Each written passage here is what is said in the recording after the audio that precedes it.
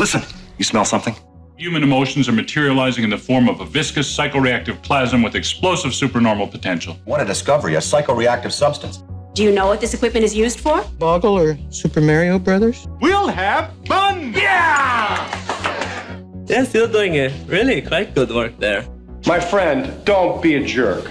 We've got no choice. Call the Ghostbusters. Super Jackpot! Welcome to Extraplasm Podcast.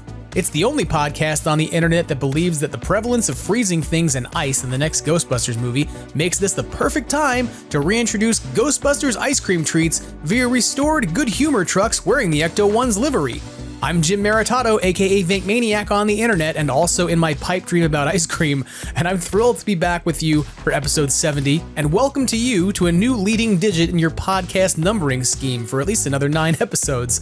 This week, we're talking with 2 members of the Ghostbusters fan franchise community about a new and powerful tool to help groups market themselves, reach their communities, and collaborate with one another.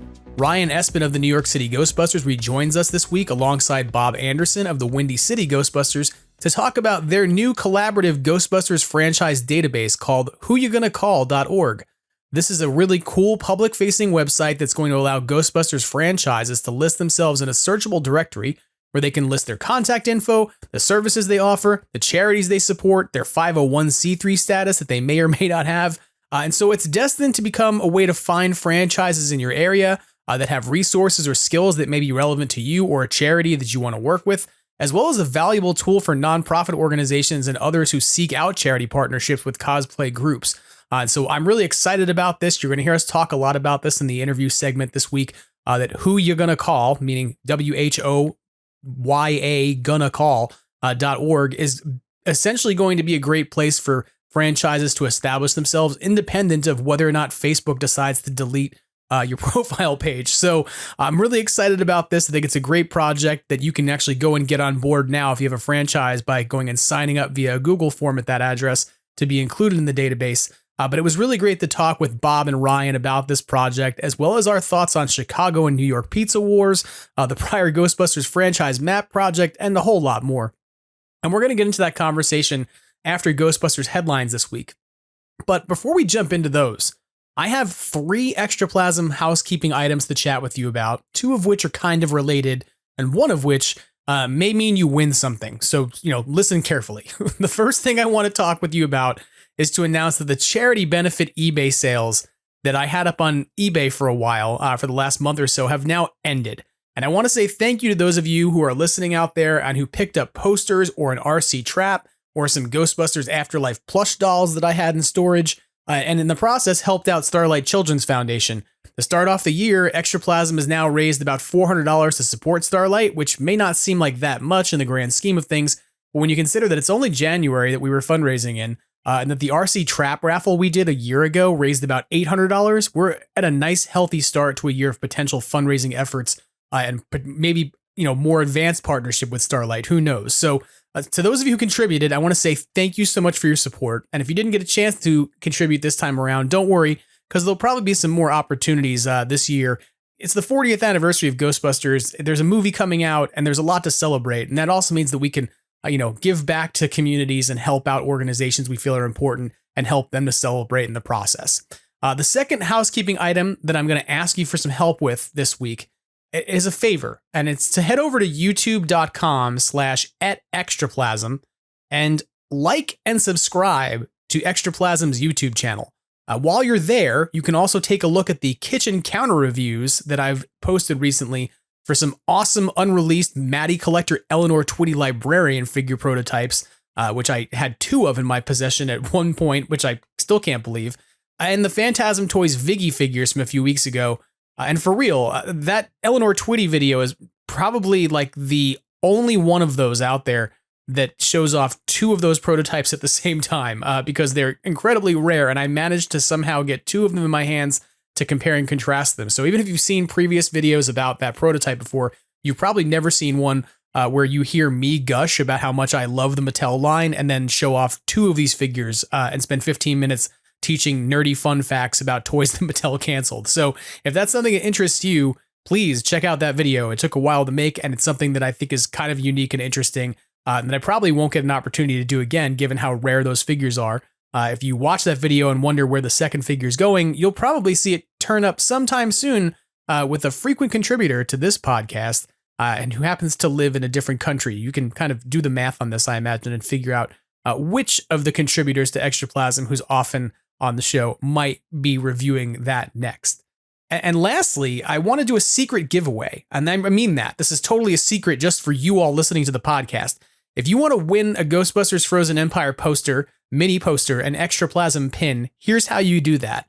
Go to the Extraplasm kitchen counter review on YouTube that I just talked about for the Maddie Collector Eleanor Twitty figures and subscribe to the channel, like the video, and leave a comment. Preferably a positive one. I mean, I can't control your free speech. You know, I'm not going to tell you that you have to be. You could be mediocre. Hey, this was okay. Maybe don't be mean, but leave a comment, offer up some engagement, screenshot your comment, and then open up a web browser and go to bit.ly, meaning bit.ly/extraplasm posters, all one word. So bit.ly/extraplasm posters, all as one word. And there you're going to find a quick form asking for your contact information and some quick questions about what your relationship to the fandom is, where you're getting the podcast, what essentially, where are you downloading it from, where are you following it on social media, etc. So I can get some more information about where people are interacting with Extraplasm, but also so that way we can kind of help to build the audience profile and engagement over on the YouTube channel, which I'm hoping to be able to start to do more on as the audience there grows. So here's the deal.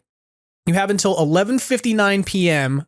Pacific time on Valentine's Day, aka the end of the world, after which time I will draw 2 winners from the pool of responses and announce them on a future episode of Extraplasm. This is a giveaway that is just for all of you who are listening and listening weekly. So I'm not going to be posting these details anywhere else. You shouldn't post them anywhere else. You should keep them to yourself and attempt to win posters. That probably also increases your chances of winning when you get down to it, because I'm not going to be promoting this elsewhere. I'm just telling you all because this is a way for, you all as people who listen to this show every week and who are really weekly listeners who are kind of paying attention to what's happening as things drop to, potentially score some cool Frozen Empire swag. So again, check out the video over on YouTube, leave a positive comment, or leave a comment. Again, I won't force it to be positive. Take a screenshot of that comment, and then you're going to fill out the form at bit.ly/extraplasm posters. One of the questions in that form asks you to upload a screenshot, and that's where you're going to put your screenshot of the comment that you left. So if you fulfill all those little goals, then you will be in the running to potentially pick up, a poster pack from me and an Extraplasm pin. So with those housekeeping items attended to, we're going to get into the news of the week in a moment. But I also just want to say real quick, thanks for supporting Extraplasm. We're at 70 episodes, and that's awesome. And I'm really stoked at the potentiality of, what is going to be happening for the rest of the year. So if there's more for us to do to give things back to folks, I want to be able to do that. That's part of the reason why we're doing this, is to figure out sort of where the best engagement is happening with the podcast and where you all are coming at it and sort of following it. So if you are able to help out in that process, I appreciate it, even if you don't win a poster. Okay, so with the housekeeping items attended to, let's get into the news of the week with some Ghostbusters headlines. Still making headlines all across the country, the Ghostbusters are at it again. Today, the entire eastern seaboard is alive with talk of incidents of paranormal activity. Phone-in topic today, ghosts and ghost busting. Extraplasm, read all about it. Ghostbusters headlines coming at ya. In official Ghostbusters Frozen Empire news, we are just a little over 6 weeks away from seeing this movie in theaters, and we still don't really have any word as to where or when the premiere is happening. I think we know when the movie comes out in terms of its release date, but where the premiere is happening or what day or what time are all things that we don't yet know. And I think at this point, this is one of the big X factors or like sort of unsolved mysteries that's been left unaddressed for us as fans, particularly those of us who are like hoping to try to be there and who are kind of starting to really worry about 6 weeks to go and travel plans. The exception to that might be who Emily Allen Lind is, given that we haven't really seen her in any of the promotional materials or trailer, so we don't know who she plays at this point, and that seems to be something that's been held back by production to this point, such that we're going to find out probably when we get to the movie. So Will we find out when and where the premiere is this week, given we're 6 weeks out from when a person might need to travel? Who knows? But rest assured, if any info does become available, you'll be the first to hear about it. Unless, of course, it's announced on Thursday, because that'll mean I have to take 6 days to record an episode of the podcast. So maybe the thing to do is to make sure you're following Extraplasm on social media if you want to make sure that you find out about anything that is released about that. But outside of the premiere, I think it's unlikely we're going to get too many more reveals, given that we've seen a lot of this movie so far in what amounts to 3 distinct trailers. That being said, if you're hungry for more reveals, there are a couple pieces that came out this week that will sort of whet your appetite for more Frozen Empire content. And these are 2 TikTok videos that are relatively short. The first of these is a McKenna Grace video that's real brief. It is essentially just her fooling around with the Ecto One, and kind of like playfully kind of hanging out with it and making jokes about how she's not allowed to drive it because she wants to do donuts, etc. So it's a fun McKenna Grace hangs out with the Ecto One video. You're not going to learn much new there, but it's kind of fun to watch. And the other is an influencer video from TikTok by an influencer named Dami Hope, who has a 50-second TikTok video that's a montage of his set visit in the UK earlier this year.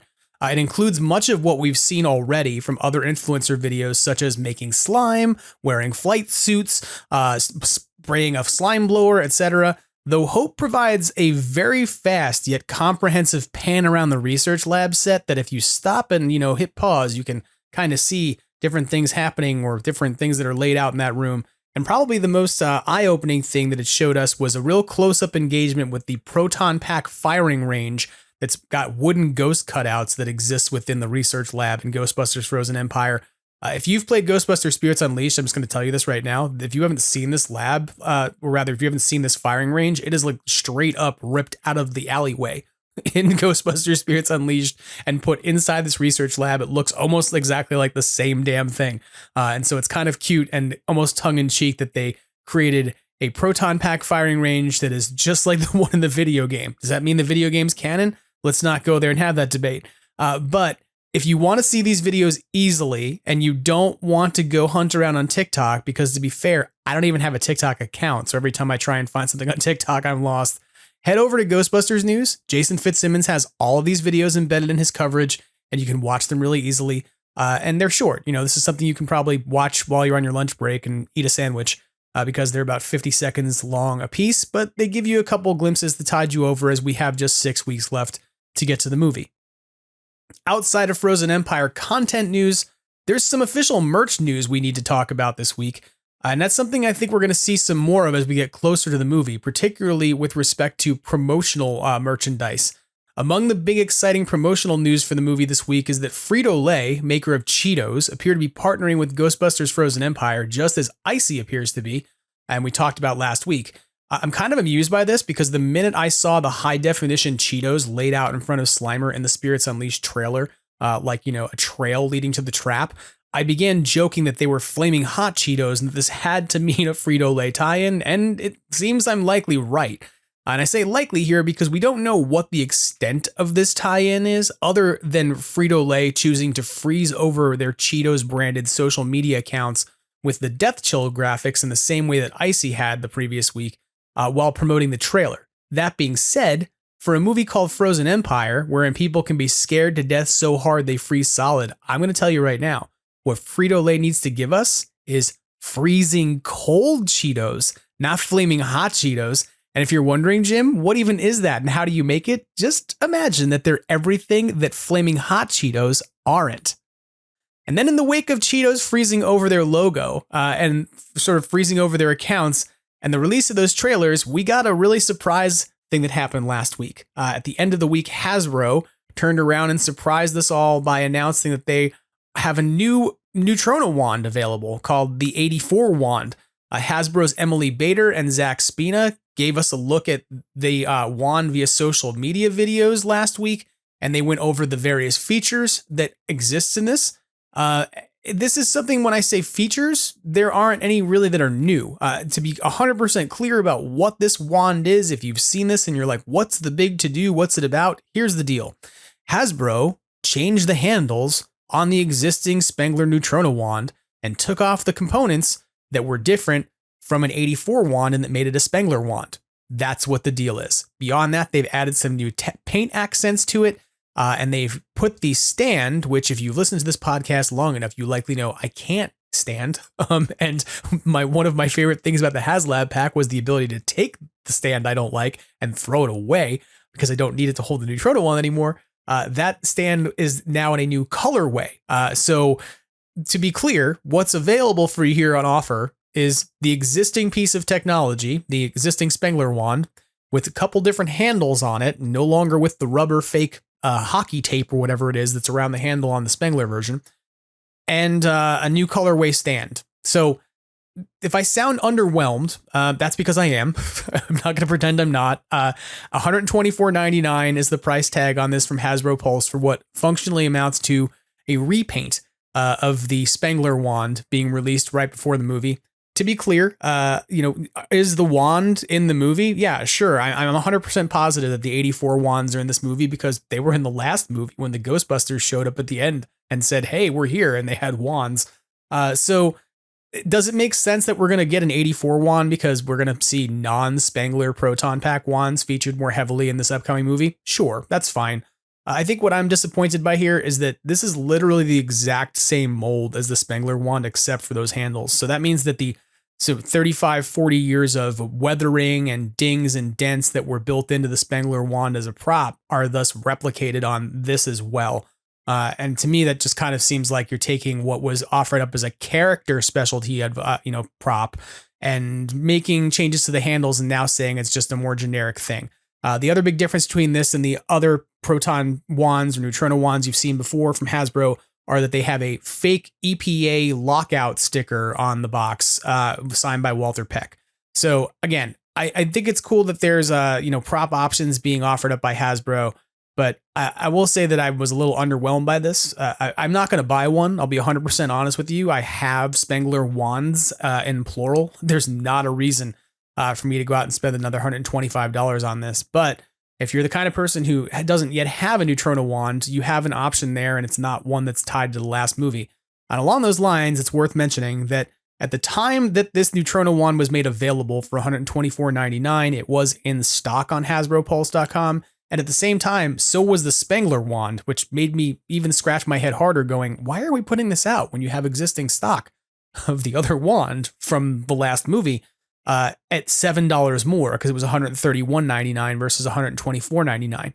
But it appears that as of literally the day of the recording of the podcast, the Spangler wands are now out of stock. I don't know if they're going to be restocked or if this means that Hasbro is kind of turning off the faucet and phasing out that wand. And from here on out, we're only going to get 84s or what. But at the same time, the 84 wand is also sold out. So if you're ordering it, you're looking at a March 1st shipping date and a pre-order at this point. To be clear, it's not, well, let me rephrase that because it's not clear. Will this show up at retail outside of Hasbro Pulse is really a big unknown at the moment. My inclination is probably not. I think that Hasbro is probably going to keep these tight to the chests and kind of release them as they need to, do pre-orders as they run out of stock, etc. Not in the sense of a HasLab where everything gets pre-ordered in advance and they know how many to make, but if they run out of stock and they know that they have a 2-month timeline to generate more of them, potentially they could deplete stock and then do pre-orders and not worry about having to get these to GameStop or Best Buy, which was another partner for the last Spangler wand, etc. So, this is something that if you're into it, if you're a completionist, or if you don't have a Neutrona wand, I'm not going to say it's a bad product because the Spangler wand is not a bad product. It's a perfectly good, for the price point prop that you can get or replica that you can utilize with a HasLab Proton Pack. And this new wand will work with the HasLab Proton Pack too. There's no functionality difference between what you're getting here. It's entirely cosmetic. But to me, that's the rationale for why I don't need another one. I've got all the functionality that I already need. So I hope Hasbro is successful at selling these to folks who don't already have wands, or for folks who are really adamant about having more than one. But for me, it's probably going to be a pass. In terms of other promotional merchandise that's coming out for this upcoming movie, Cinemark appears they're going to have a popcorn bucket. If you recall from the last movie, Cinemark also had a popcorn bucket. It was not the Ecto One bucket. That was AMC's. but it was the little mini puff holding a bowl that said Stay Puft Marshmallows on it, where the popcorn went in. This bowl is very similar to that one. It's Slimer holding a container of popcorn, except that the popcorn container sort of like goes all the way into his mouth, such that when they pour the popcorn into the bowl, you'll be pulling the popcorn out of not just the container he's holding, but also his mouth, which is kind of fun to consider and think about, that you're going to eat popcorn that's been regurgitated by a class 5 free roaming vapor. So no details yet on when these are going to be released at Cinemark, but they will be Cinemark exclusives. Ghostbusters News reported on this earlier in the week, and the photos they have shown literally show the Cinemark logo on the popcorn tub itself. That's a little different from the Stay Puft one they put out, which had no markings from Cinemark, and I think was actually eventually brought to some other theater chains as a result of that because it was flexible. So this appears it's going to stay at Cinemark. Where and when it'll be released is not yet known, but I'm going to give you a pro tip for fun because you're awesome people who listen to this podcast. The last time we did this, you had to run around to different Cinemark locations to try and find this popcorn bucket, unless you figured out that you could use the snacks on the app function within the Cinemark app, and you could order the popcorn buckets or the plushes to then like literally go and pick up at the snack bar. So you may want to put the Cinemark app on your phone if you don't have it right now, and create a login purely so that you can do this. And the final pro tip I'll give you, which is some real like, deep level, deep cut stuff here. You can return a movie ticket that you buy online as long as you do it before the movie starts. So if you order things to pick up 10 minutes before that have to go with the movie ticket, you can pick up your stuff, walk up to a manager and ask them to cancel your ticket. I know some of you right now are like, dude, did you really do that before the last movie? You shameful person, you? And the answer is, yes, I did. But, COVID was going on. There was all kinds of stuff going on, and I really needed a set of Afterlife plushes, and I really needed that popcorn bucket. That being said, don't abuse that. Don't be like order 15 of them and then show up and be like, hi, I want all the popcorn buckets, and I'll take them and put them on eBay. Don't be trashy. Use this for good, not for evil. Beyond the direct promotional stuff that's tied into the release of the movie, such as things like the Cheetos or, a prop that's going to be featured in the movie, sort of, kind of, because it's featured in every movie. And beyond the popcorn bucket, there's a couple other items coming out merch-wise this week. HalloweenCostumes.com has given us our first look at a few different items, one of them being a porch light cover for your outside lamps that you can put over your porch light, and then you'll have a giant glowing like advertisement almost for the Stay Puft Marshmallow Man in cartoon format. This is a really cool and fun image. You can take a look at these products over on Ghostbusters News really quickly and easily on one page.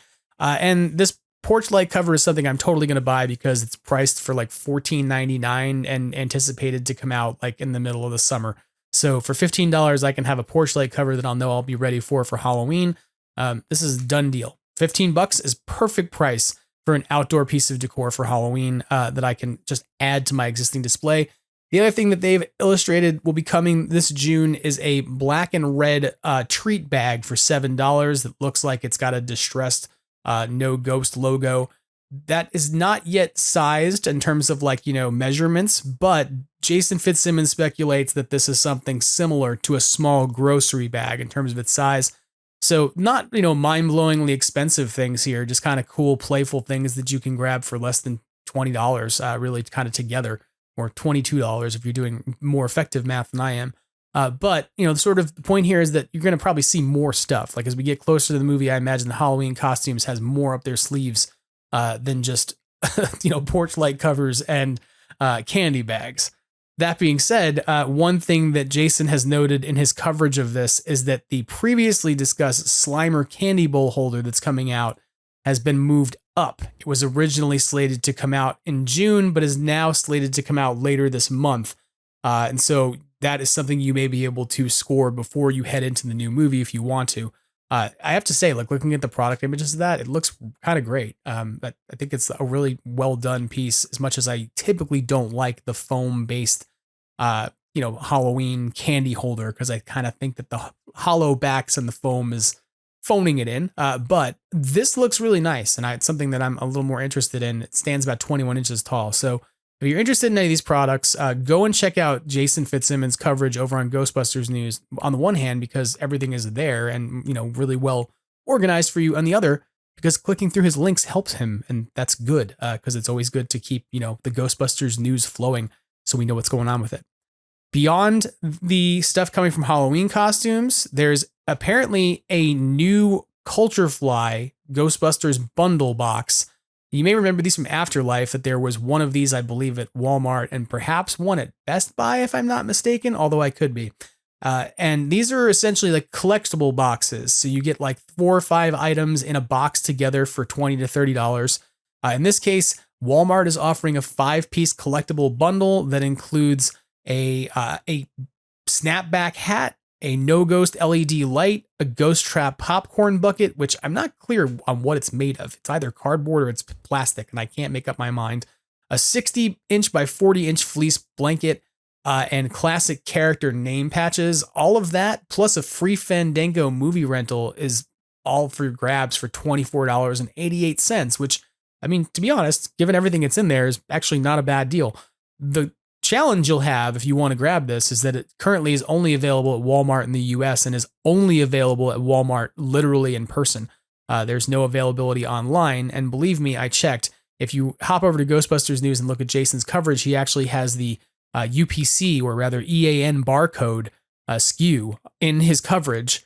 And if you scan it with the Walmart app, the product will come up as something it knows about. But then when you click on it to see product details, it immediately tells you the product doesn't exist. So this may be something that shows up on the website eventually too, given that it is something that's showing up in the website database. But currently, whatever listing exists for it is not publicly accessible. So if you want this, you're going to have to head out to a Walmart and track it down, or just wait and see what happens, because there's a really good chance it'll turn up later. It's a Culture Fly box. They tend not to be too exclusive or hard to get in the end. Couple other items here that are kind of weird to think about for merchandise, and that's the Jada Transformers die-cast Ghostbusters vehicles that were announced this week. This is an odd product to me. It's a Jada is the company that makes Hollywood rides, that they have made 1 to 24 scale Ecto Ones for quite some time, as well as a 1 to 32 scale Ecto One. And now what they've got coming out are 2 vehicles, one of which is an Ecto One, but it is wearing the livery and colorway of Optimus Prime from Transformers, meaning that it is red and blue. And essentially looks a lot like Prime's trailer. So it's not going to look like the typical Ecto One.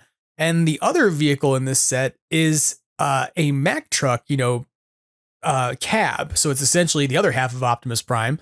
And the colorway copies that of the San Diego Comic-Con Transformers, Ecto 35 that came out, where essentially it was Optimus Prime, but done up in the colorway and the livery of the Ecto One, with some slime on it and stuff. And I'm gonna be honest with you, this is a weird set of products in my mind. These do not transform, but they are Transformers branded stuff. So clearly Hasbro has licensed the Transformers name to Jada at the same time as Ghostbusters, and Sony Pictures have licensed the Ghostbusters name to Jada. So this is a weird mashup, that kind of like takes off from that comic book release from 2019 that introduced this concept of Ghostbusters and Transformers crossed over. But it's really kind of odd to me because it doesn't transform. It's just 2 die-cast vehicles that happen to be in those colorways. So if this is something that interests you, if this is the thing that like you collect die-cast vehicles, you can keep an eye out for these for a release this fall. There's no pre-order information yet and no retail listings, but Jada is announcing that these will come out during this fall season in 2024. If you want to take a look at these 2 products, you can go and head over to the Ghostbusters News website, where Jason has really good photos and product images, both of just the cars, but also the boxes and packaging, etc. So again, this is something that I'm not really sure that I will end up with, because I'm not really much of a Transformers collector. It's not a thing that scratches my itch, but I did pick up the Ectotron when it came out, and I do have an Ecto 35, but those are actually Transformers. They actually transform.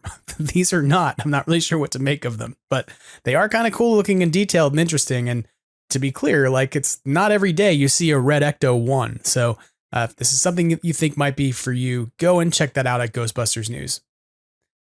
outside of the official merch we've talked about in terms of toys, collectibles, the thing we need to talk about for a couple moments is video games. Ghostbusters Rise of the Ghost Lord had a pretty big update last week.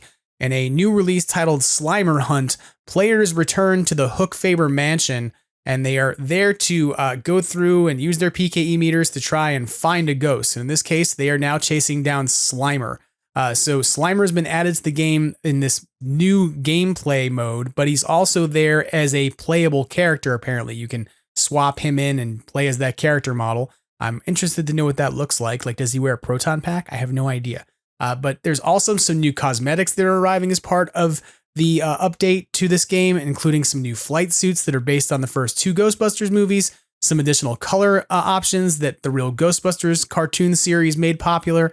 And I'll be honest with you, like, I could give you more details and list them off to you that Jason's discussed over at Ghostbusters News, but I'm not going to, because he has an amazing in-depth interview with Nathan Basley, who's the director of this game for End Dreams. And I really want to suggest that if you're a person who's interested in like Ghostbusters VR, go take a look at this. Not only because, Jason's done a good job, but I don't have this. So my ability to talk about what goes on in the game is somewhat limited and stunted.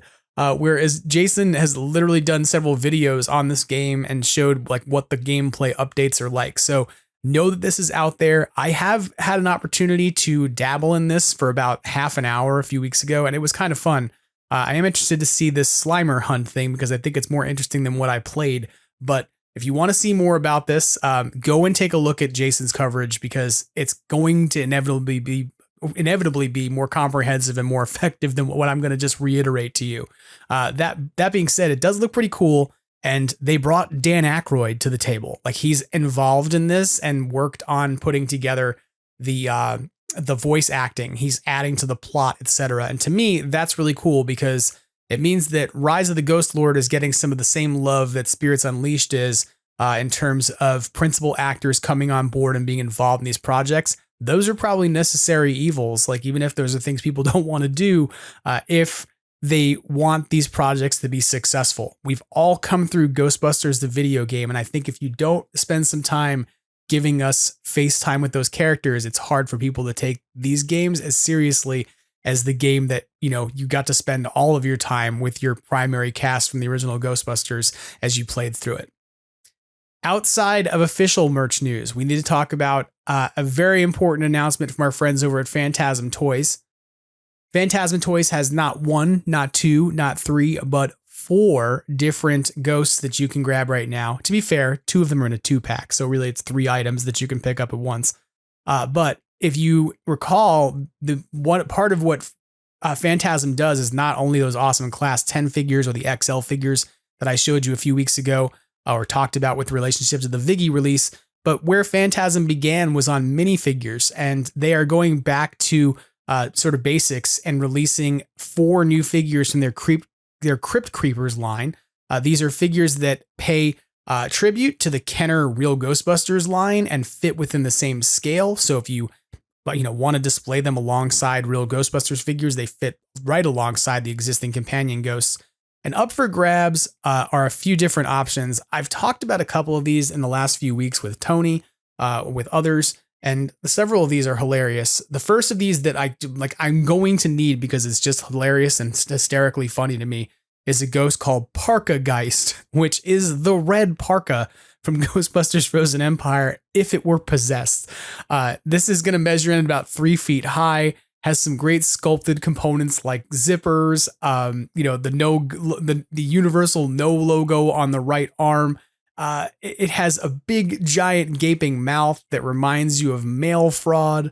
And it's just something that's absolutely hysterical. And then I've already told Tony I want him to resculpt and do as like a snap-on armor for the figures, much like the snap-on armor that Masters of the Universe figures had years ago. But for now, he's just a standalone ghost that comes in a really cool package with some great art that Brendan, of Badoochi Studios and Phantasm Toys put together. So that's $25. There's the first ever Ghostbusters Spirits Unleashed inspired action figure or companion figure. This one is called, I believe, Blinky, which is kind of a take on the character you may know from Spirits Unleashed known as Winky.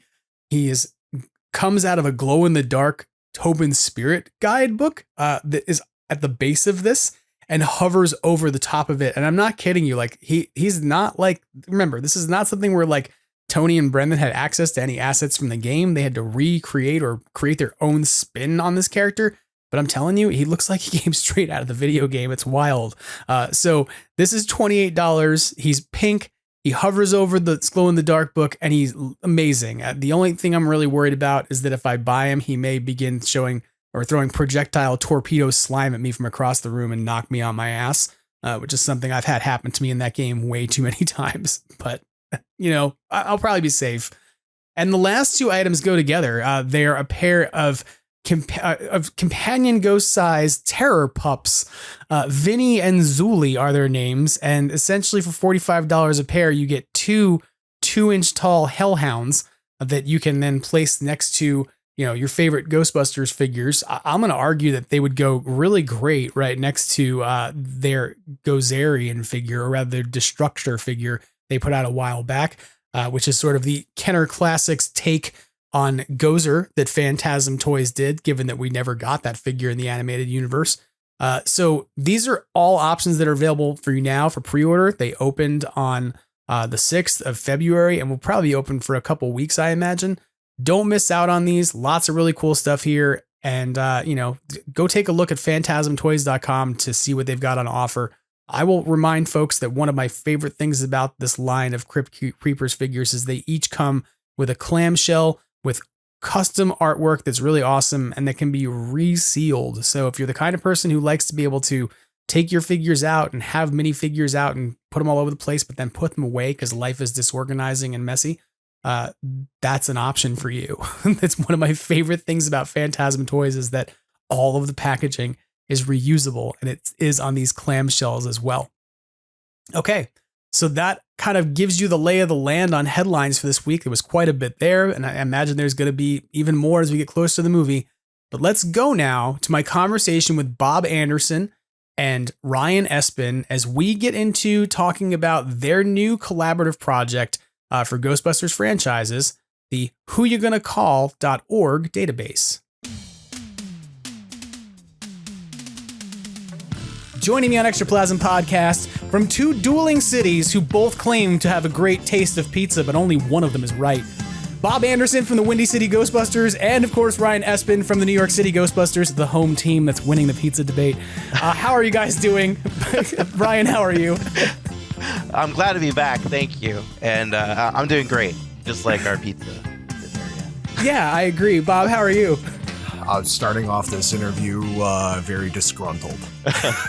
You know, I love the fact that Jon Stewart is coming back to The Daily Show. Like, this has been the big news, is that he's going to be coming back, like, and hosting again on Mondays on Comedy Central. They're like, how do we become relevant again during a presidential election? Wait, we've had a political show that's been scrambling to be relevant for years. Well, let's just go get the guy who used to run it when it was relevant and have him do it once a week, which I love. But, like, I love the fact that when they came and got him and, like, decided to start promoting him, the YouTube channel for Comedy Central started to post Jon Stewart clips to remind people, like, this was peak Daily Show. This is what it was like. And the very first clip they posted was Jon Stewart talking about a deep dish pizza as a casserole. Mm-hmm. And I was like, yes. Because I had just referenced this a couple weeks ago when Ectotech was in Chicago. And I was like, don't eat any casserole while you're there. It's like, so I'm sorry, Bob. I threw you under the pizza bus. It's okay. I'm used to it. It's fine, even though that's not real Chicago style pizza, but that's an argument for another day. Wait. No. Now you've intrigued me. If that's not real Chicago pizza. Okay, so stuffed pizza, the sauce on top and the cheese. That's what we call tourist pizza or fancy pizza. I see. Real Chicago style pizza is tavern style, little thicker crust. It's made in the back of a bar. It's real crispy, nice and thick, and it's cut into squares. That, my friends, is the true Chicago style pizza. The stuff's great. In fact, I just had some for dinner today. It's good, but it's not, if somebody comes in from out of town, I'll feed that to them. But that's not something I eat normally. If I go to New York, which I was just there, back in November, I had Three Brothers. That's New York pizza to me, and it's really good. So That's what I'm getting at. You go there and that's the style of pizza you get. But in Chicago, we have 2. So fun fact. Well, then you got to come up with like some other new thing, like the Detroit thing. I don't know where that came from. All of a sudden, like Detroit's like, we have a pizza too. We swear we had it the whole time. Now we all like, okay, cool. We believe you, Detroit. Fine. But it's fine. We just let them have it. I mean, reality is the city's there, and I love New York style pizza. We have this argument, and it's there. We had our 2 Slimers. It was deep dish and what do we call it? So I have the puppets. I have a puppet Slimer, and Windy City has a puppet Slimer as well too. Yeah. So we're thin crust. Our puppet Slimer is thin crust, and theirs is deep dish. Deep dish. Yes. Yeah. See, I think that we need to have this kind of maybe like ghost pizza eating competition or something. Like, to be real, like I kind of feel like at this point Chicago is jockeying to try and be like a new location for ghost busting. Excuse me? What do you mean? Like, listen, if it wasn't for the city of Chicago, you wouldn't have Ghostbusters 1. Oh, I agree. Okay, jockeying. I'm like, sir. No. I mean that in terms of like our understanding of where Ghostbusters happens, right? Like currently happens in 2 places in canon, right? Like New York City and apparently the middle of nowhere in Oklahoma. Right. But I feel like we're on the precipice of Ghostbusters potentially. Like if you had to do another city, you could do Chicago easily. There's already these sort of connections to like Second City and stuff. If we go back to a couple of days ago, just, Groundhog Day happened in the city of Chicago. It's now Harold Ramis Day, not just Groundhog Day, because he's commemorated. So, and now you have Wonderverse like sitting there in the suburbs of Chicago. So to me, like, I kind of feel like, that Chicago's already on the precipice of being a Ghostbusters place. It's not quite there yet for me in terms of being well known as that until we set something there. But if we had to, you could have like, a ghost that was really into deep dish pizza. Slimer's bring cousin. Slimer here whenever, and he can enjoy a slices. I can't wait. Do you remember Snoopy has a cousin? Spike, wasn't it? The skinny guy that lived in the desert? Yeah, he like wears like a hat and has like a mustache. Like I feel like Slimer needs a Chicago cousin who's like Spike. It's a rat actually, because what we call the Chicago Bulldogs. They're the giant sewer rats. So Gotcha. it would be a sewer rat ghost. I thought you were talking about that recent like rat hole. The rat hole in Chicago. I was there. Yeah. It was wonderful. It's like basically just like a piece of almost dried cement sidewalk that a rat imprinted itself on, and now it's like this recent tourist attraction. They pulled that up, and the alderman was like, "We have to redo this." So all the local bars got together and started bidding on this hunk of concrete, and all the money they raised for the rat hole all went to charity. It was wonderful. Good on Chicago. So does someone own it now? Like, yeah, it went to a bar. You can go and see the rat hole at. I don't know what bar won it by any means, but yeah. And I went there, and there were crowds and crowds of people surrounding this hole. Somebody got married there. Okay, so what you're telling me is that in Punxsutawney, people go out to see a rat, see its shadow, but in Chicago, people go to see the imprint of a dead rat. Yeah. In fact, we actually just reach into the rat caves of Chicago, our groundhog, and we pull it out, and if it sees its shadow, that's how we do it. Joking aside, we do have Woodstock, Illinois, which is a far extreme suburb, which is where Groundhog's Day was shot. Mm-hmm. Fun fact. Yeah, no, this is good. I like this. We're on the precipice not just of being like, hey, Chicago is a place where ghost busting could happen, but it's also the place where the deepest, darkest, most twisted version of the movie Groundhog Day could happen. Where it's just the real version. Yeah. Hey man, you look at our rats compared to New York City's rats. Theirs at least raised turtles. Ours didn't do even that. To be fair, New York City's rats eat the right kind of pizza. And then they become viral celebrities. There's footage of that. If one of our rats tried to pull a slice of ours, they'd break their neck. Right, that's the point. Like Pizza Rat can eat pizza in New York because New York pizza is portable, whereas like your Chicago pizza, you got to put it inside of like a children's-sized swimming pool and then like sit down with like a shovel and try to eat that. We're like 10 minutes into this podcast. We haven't talked about any Ghostbusters stuff. We're like, let's just talk about Chicago and pizza. That's just fine. I mean, I'm there. joking aside, Chicago is, it's one of the biggest metropolitans in the country. And as far as Ghostbusters are concerned, it could take place here. We had that comic that came out, Ghostbusters International, was it called? Where the main franchise was based in Chicago. It was the Second City Ghostbusters, right? You're talking to the wrong guy. I lost the trivia contest. Oh, yeah, that's right. You did lose the trivia contest. You'll always be my favorite memory of the trivia contest, Ryan. I didn't ask any comic book questions, though. That was all. I know. I was very grateful. That's kind of funny. I won the LA Ghostbusters, Ghostbusters trivia contest, like probably last year, whatever it was. And then the next time we got together, they had another one. And it was like, we got some comic book questions. And I'm like, oh, fuck. No. It's just like I skipped on those on purpose. Oh man, the old Trivia Bowl. My blood pressure is skyrocketing just thinking about it. We'll say that I showed up to the second contest. I had missed the entire first round because it was last year in the last set of awful California rain that we survived, where I basically drove in what was described as a rain blizzard. It would have been a blizzard if it was snow, except it was rain. Drove all the way to like Pasadena to go meet up, and showed up after having missed the entire first round of the competition. Still came in second, even though the power went out in the middle of our competition. I remember that now. That was you. Oh man, I remember that now. But here's the best part: is the person who won that round. Shout out to Wesley Kellison, who is of the LA Ghostbusters. He can no longer compete because he joined their franchise. So now only I can win if I go, because I'm still not a member. That's wonderful. That's my whole reason why. That's why you don't join a group? Yeah, the LA franchise is like, why don't you join our group? I'm like, because then I can't win your trivia contest. Clearly, that's why I'm really out here. I'm starting a podcast so I can amass all the knowledge and then win all the trivia contests and take home God only knows how many different Diamond Select figures from places. It's kind of like when a Ghostbuster enters a costume contest at a bar around Halloween. And it's like, I'm just going to win all of my free drinks for the night. Yeah. Thank you. Yeah.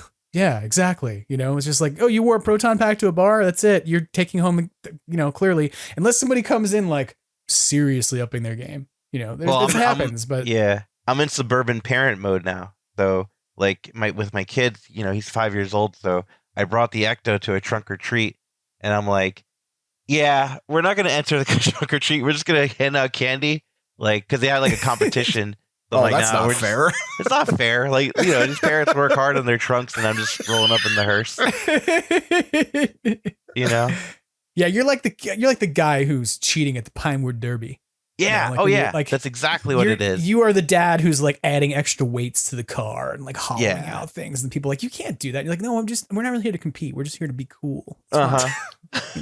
You can give the medals to the other kids who all use the stock kit, but we made the Ecto One in the Pinewood Derby, and it's awesome. It shoots slime at the other cars, and yeah. Wait, why don't I have that? That's a thing we now need. One of my members, Suburban Dad Mode, Joe Gagliano, he does an Ecto. Well, when his kids were in Boy Scouts, he did Ecto One Pinewood Derby cars that won all the competitions. And I'm like, that's not fair. I don't have kids, but there's like two things that if I did have kids, I know I would do. And it's like that be Ecto One. Like, I wouldn't be like, I'm going to be a great dad. No, I'll be a terrible dad. But like, I'm just kidding. But like, if I have, I don't feel like I don't have kids, but like if I was, my nieces or my nephews were like, hey, will you help me out with my Pinewood Derby? I would totally build them an Ecto One. And the other thing I've always thought was really cool was the people who take the Little Tykes car. And make it the Ecto redo it as the Ecto One, as the little, what is it called? The Cozy Coupe or something? The Cozy Coupes, yes. Yeah. So Dave Van did that in the Geistjäger in Germany. Yes. Yeah. Well, Die Geistjäger just, the Geistjäger invents everything. They're the best. They actually have a containment unit at this point. They're the most impressive prop Ghostbuster group in the entire world. They're the only Ghostbuster group in the entire world to actually have caught some ghosts. That's what I heard. I would believe that. And, they came to New York for a tour. So we drove them around in the Ecto. And this is relatively new, and we just got that Ecto. And I was not used to old cars. So I flooded the engine. Not good job, Ryan. Like whatever, So there's pictures of us like pulled over with just the German Ghostbusters and I just with like the hood of the Ecto open and them like trying to go through it and stuff. And I'm like, man, German engineering. Right here. You know? I think the stuff they do is so amazing, but like one of the things I love about our fandom is that like we've all at this point, thanks to the internet and thanks to like tools that help us come together and like see each other's, you know, work and collaborate and whatnot, we all know who that is. Like I think if you said like Die Geisterjäger like 20 years ago, people have been like, what are you talking about? Is that a beer? Yeah. Like is that next to Heineken on the shelf? No, it's just the single greatest Ghostbuster prop makers on the planet, you know. No like question about it. Yeah. And one of the things that we're going to talk about, you know, while you're here is this really cool project the two of you are working on that kind of helps to bring Ghostbusters groups and, you know, folks who are fans of Ghostbusters and groups together, which is a database that you're working on, you know, that I think is really amazing and cool. We're definitely going to get into, but I just wanted to say also that I'm just glad the two of you are here. It's nice to see you again, Ryan and Bob. It's nice to finally like, you know, put like names to faces and get to like meet you face to face a little bit on camera because, you know, like your name has a reputation that precedes itself that is good. I was going to say, I hope it's good. I hope it's good. We joked about this earlier. You were like, yeah, your reputation that precedes you. You're like, was it bad? And I'm like, no, it's good. Like, you're the guy who like hosted trivia during the pandemic. And while we were all down and out, you were like, let's come together and be a community. And everybody did it and had a fun time. I will never forget that because I kept myself up for days making sure that was going to work. I remember reading the text when you sent it to me.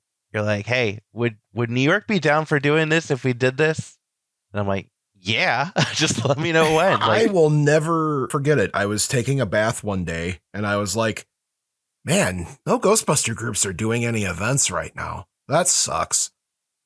Wait a second. What if I did like a virtual event? And I was like, what do I do? I was like, trivia? Well, all right, maybe I'll just invite like 5 teams I like. And then 5 teams turned into 10 teams. Mm-hmm. And I was like, wait a second. What if I make these teams like bet money for charity?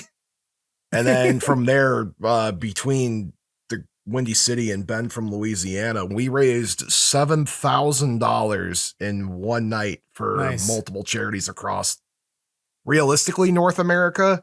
Yeah. And I'll never forget that. That was such a cool moment in my life that my blood pressure will never let me forget. I want to share one fast story about it, and I promise to move on and talk about it. My favorite moment of the Trivia Bowl, I'll never talk about it these days because it's, you know, it's older now. It's going on 4 years old, which is weird to say out loud. I remember my favorite question I asked, and it was because there were contributors to the questions, right? So there were groups of us that wrote questions. And I wrote several, but my favorite question was, how many points did the Dow Jones drop on the cover of the New York Times? Oh, USA Today. The USA Today, there you go. The USA Today, how many points did the Dow Jones drop? And I read the question and I looked up and Ryan's screen was right in my my line of sight. Mm-hmm. And Ryan's face just drops. Yeah. Wide open mouthed. And I was like, there's gotta be some jerk that's going to get this question right. There's gotta be. Nobody got that question right. Not a one. I wouldn't have got that question right. I think I don't remember what it was. I couldn't tell you. The only person who, and I think he reached out to me after the fact, was Alex Newborn. He knew the answer. I could see that. Yeah, he knew it. And that, because Ben was like, we should put the champion Larry against Alex Newborn. And I'm like, I don't know who Alex is. And he's like, you probably should. Oh, Alex. Yeah, and then that's how I met trivia. Alex. And that man is, that man knows so much about Ghostbusters. It's impressive. And that's actually kind of where the Map Project came from, was the concept of togetherness. It's funny you said that, because the other thing I was going to say is that, you know, you're well known from as being one of the people who was pivotal in sort of the generation of the most recent Ghostbusters franchise map, along with Jacob Bartlett, I believe, right? Yes. So it's like a Windy City and Circle City collaboration thing going on there. Yeah, Jacob's my hetero life mate. I love that man. I'm not joking. People will know that. His wife knows that. I call his wife my sister wife. Jacob and I are really close, and our franchises, because they're only like 2.5, 3 hours away from each other, we call each other sister franchises. When one succeeds, the other one succeeds. Right. And so we do cross promotions, and Jacob and I talk all the time. And once upon a time ago, the old map project used to be done by Stephen Greenwood from the Wisconsin Ghostbusters. And, you know, when he was doing it, and this is me not downgrading Stephen at all. I love Stephen Greenwood very much, dear friend of mine. When he was doing the map project, there wasn't as many franchises as there are now by any means. And so he put out a different, you know, Mark V, and he'd put one out maybe like once a year. Right. And then eventually Steven's just like, I can't keep doing this. So, you know, I saw people sharing the old map project because I was giving Steven a hand very, very loosely during his last time doing it, of just trying to get him information. And he was just like, I can't do it anymore. And I was like, okay, I understand. So then me and Jacob sat on the phone one day, and he was like, I was like, man, what if we did the map project? And he was like, we should do the map project.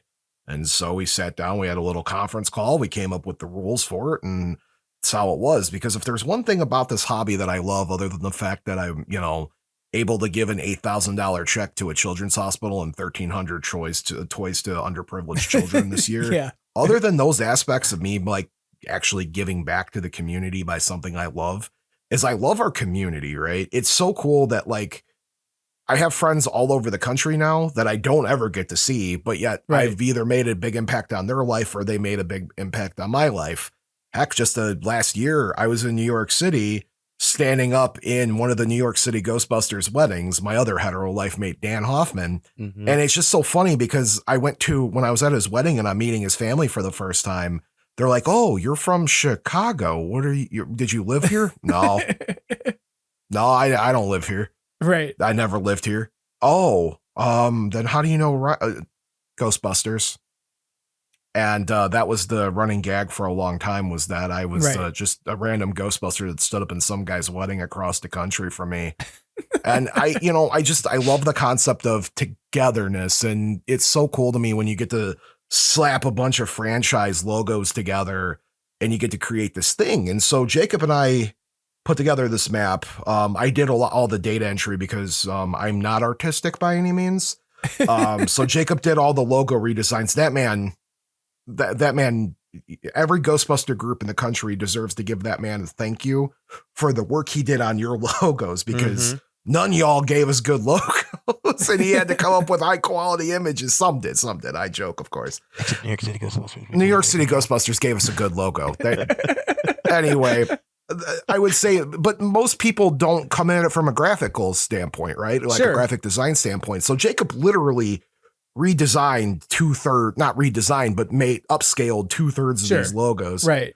And all I did was data entry. And I was like, it was my idea to do it, but Jacob's the real hero of the project.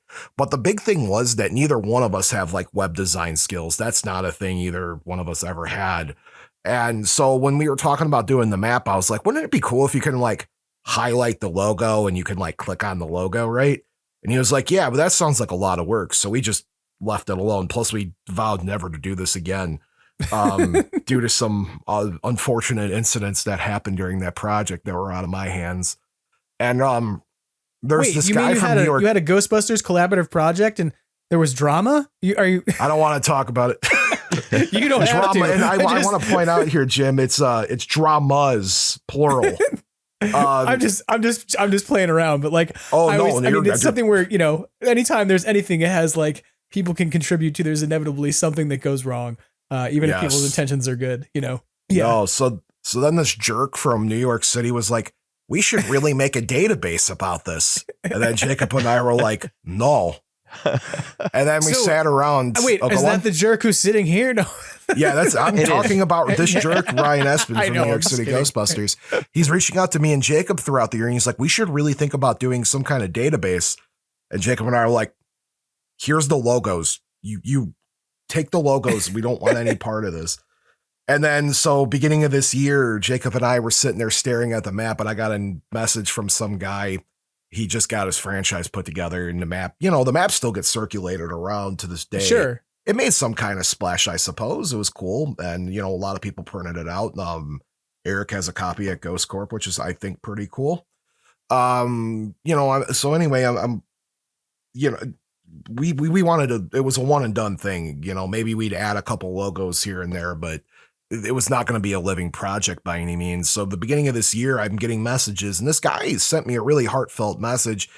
I don't remember his name, but he sent me this really nice message saying, hey, I really appreciate what you're doing. My franchise that you have on the map is no longer like a thing. Gotcha. And we have a brand new franchise. And is it possible to get an update to the map? And I said, no, unfortunately, it's, that's a big undertaking, deleting teams off, whatever. And then he was like, wouldn't it be cool if you guys would do that for like a website or something? And then I joke because I was like, Jacob squeezed my ears from Ghostbusters 2. That's the story I put in my head for diving back into this. And I called Jacob and I was like, have you thought about this database thing that Ryan was talking about? And he's like, yeah. And I was like, yeah. And then we sat there in silence for about 5 minutes. And then the next thing I know, we're in a group chat with Ryan Espin from the New York City Ghostbusters. And he gives us this really great pitch of, hey, this is what we can do. And then Ryan brought in this amazing human being, dear friend of mine in the Ghostbusters hobby. It's funny because I never met the man in person, but that man like texts me and asks me about my well-being more than like my family does. Is Peter? Is it Natalia or Nadal? How do you pronounce his last name, Ryan? Well, you put me on the spot. Also a good friend of mine, Peter Natale, who I met. Natale. Yeah. I was going to say Natalie, because I will tell you that I also chat with Peter.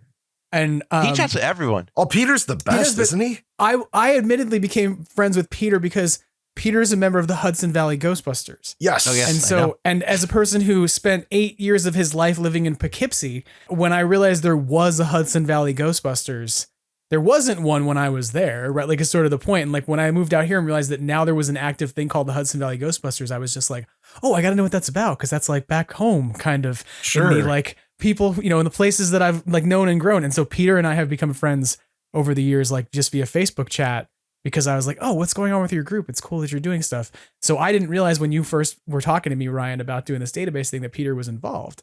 And then like when I realized he was, I was like, oh my, it's like all the greatest hits. It's all coming together. It's the four of us. It's me, Jacob, Ryan, and Peter. I couldn't have asked for a better group. Now, keep in mind, my role in the project these days is I am a glorified data entry person. And I also deal with most of the problems that come through. So if somebody emails with a complaint, I usually begrudgingly look at the complaint and then I'll go to them and laugh about it. It's a good support team we have. We have a really good support team. And I mean, like, we've grown so much like together since we've started this project. And, now we have the Buffalo Ghostbusters contest going on for the deck of cards. Right. And now our chat turns into us playfully smack talking one another about who gets more votes, which, by the way, I think I'm in the lead out of the four of us. Out of the four of us, sure. Out of the four of us, I believe I'm in the lead. Anyway, it's really funny because I was chit-chatting with other franchises and they're like, well, do votes matter? And I'm like, apparently none of you guys care about one another because Ryan and I were coming at each other's throats throughout the day. And I was like, yeah, we'll shoot you, Apple boy. I was like, hey, we are the first to break 100. You were. Yeah, you were. We were. I told them, listen, I'm going at this like with the energy of a parent selling their kids Girl Scout cookies. Like, hey, like, go to this and like this. Just go. I shared it with my job. I shared it with my family. We should clarify for anybody who's listening who's like, what are you talking about? Like, this is the playing card decks, right? That people yes. sort of, if your franchise gets enough votes, then you get to be part of the playing card deck that the Buffalo Ghostbusters are putting out, which I believe is part of their Ghostbusters Day celebration stuff. Yes. Yeah. And it's so cool. I think I was just talking to Dan earlier about it. He was like, I can't believe it did so well. And I'm like, it's the same thing with the database for us or the map. You don't get merchandise with multiple franchises on it because technically we operate in a very gray area, right? You're not going to get a Bob Anderson Ghostbuster action figure anytime soon. Sony, if you're listening to this, holla at you, boy.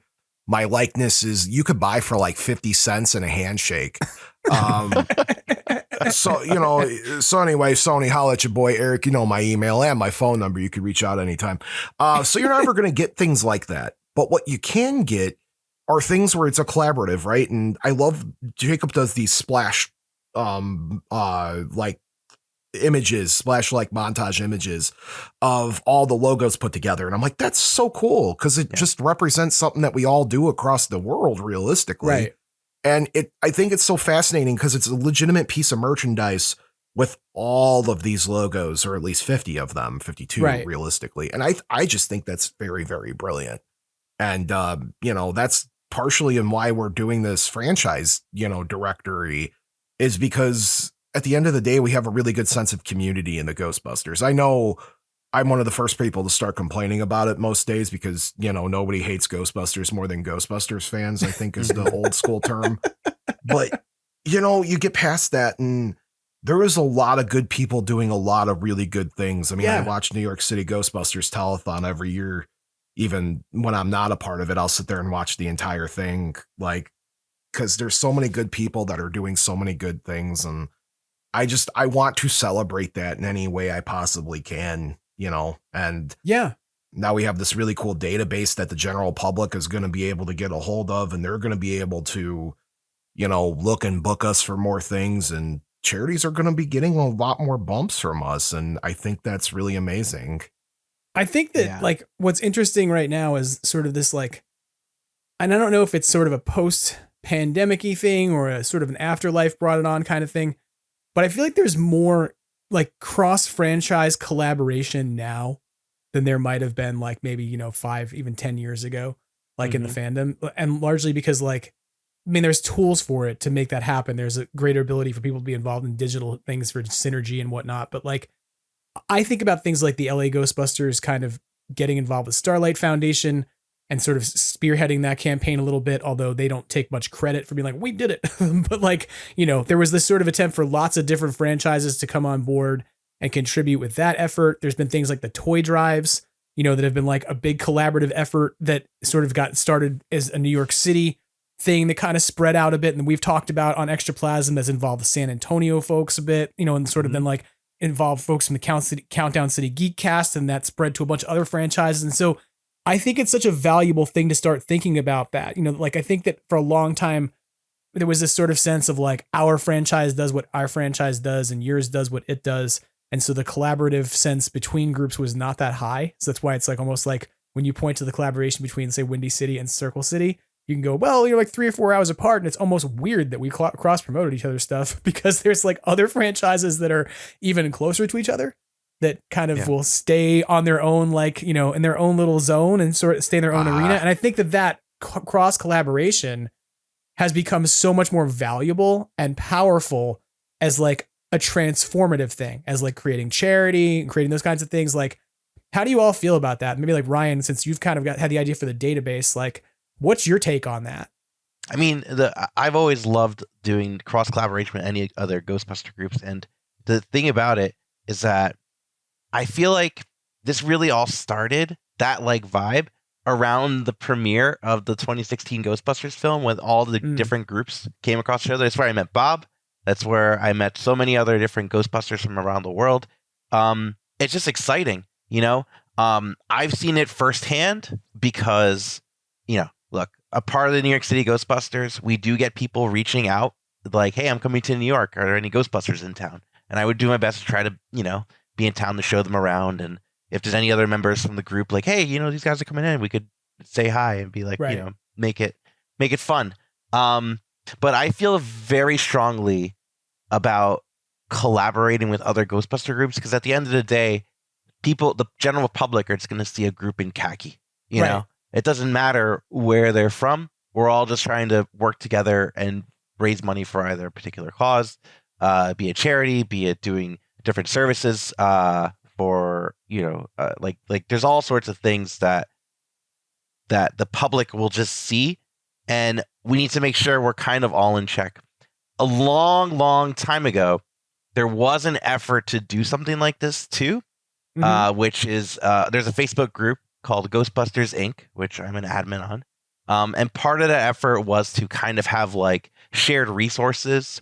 So like the New York City Ghostbusters, for example, we would have our slime lab and our slime lab stuff would be shared within that Ghostbusters Inc. thing. So if any other group wanted to do it, they can just take the assets, and that was done by Chris Beaumont, also member of New York City Ghostbusters. That he did the logo for our group. So I've always felt very strongly about this sort of thing, and the reason why I pestered Bob and Jacob last year about the website. Last year, I got a message from a mom that we did a birthday party for, and they're like, "Hey, you know, I have a sister. She's like in the Carolinas, and want to know if there's a Ghostbuster group around there." So I'm like, I don't know of any. I mean, there's South Carolina Ghostbusters, right? But other than that, I don't know anyone in that area. So I reached out to Bob and Jacob if they had like that information. So I saw like this whole like spreadsheet, and I'm like, man, this needs to be a website. And once you know it's in a spreadsheet, you're like, that's basically like a Google Docs document that's really like an Excel sheet that you can then draw things. It's a data source. That's what that is. Yeah, right. Yeah. Like it's kind of funny you say that because like I work with a lot of spreadsheets and things as somebody who's doing class rosters and grading and things, and like I've learned just what like the power of mail merge will let you do in Word documents, like with just Excel, and like what you can do with that is so useful. But then from there, like just website wise, like I think that makes so much sense. Like I mean, we haven't told people yet like what we're talking about really even by URL. But, like we should frame we should it, tell them right? It's like there's like we've been like talking for like 25 minutes, 30 minutes. Like there's a database. People were like, there's a website that's gonna be out there. It's not out there yet done, but it's called like WhoYaGonnaCall, like like YA. Who not? You can go to WhoYouGonnaCall too, and it'll presumably work. But you can go to WhoYaGonnaCall.org. You can sign up now to put your own franchise in there. But the end product of this is going to be a searchable database, and that like I think is so cool because I mean this is not to be overly critical, but if you went back and listened to the Extraplasms, you would find it's Bob. So then you would be like, that son of a bitch. But like when the map came out, my one thing was I was like, this is cool as a piece of art, but like how does it work as something that's going to keep you up to date? Right. And so from my standpoint, like the map, in the same way that the two of you are talking about, of like whether you have somebody who leaves and is like, we're not doing this anymore, so we want to make sure we're not like being given phone calls and people emailing us, or somebody who's looking to find someone else in a different place. Like the map in a way needs to be a living document, right? Yep. And it's like the database needs to be a living document. So to me, I see this as so cool because it's taken this like sort of niche that we figured out as a result of the map. And we would all love the map project. The map project is great, but here's how we could take that data that was gathered from that and make it something that becomes a public facing directory of like how to find a Ghostbuster group in your area. And I can't, like, how many times have you seen that post?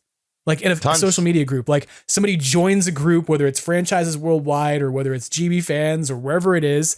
And they're like, is there anybody who knows if there's like, a Ghostbusters group in the Allegheny, Pennsylvania area?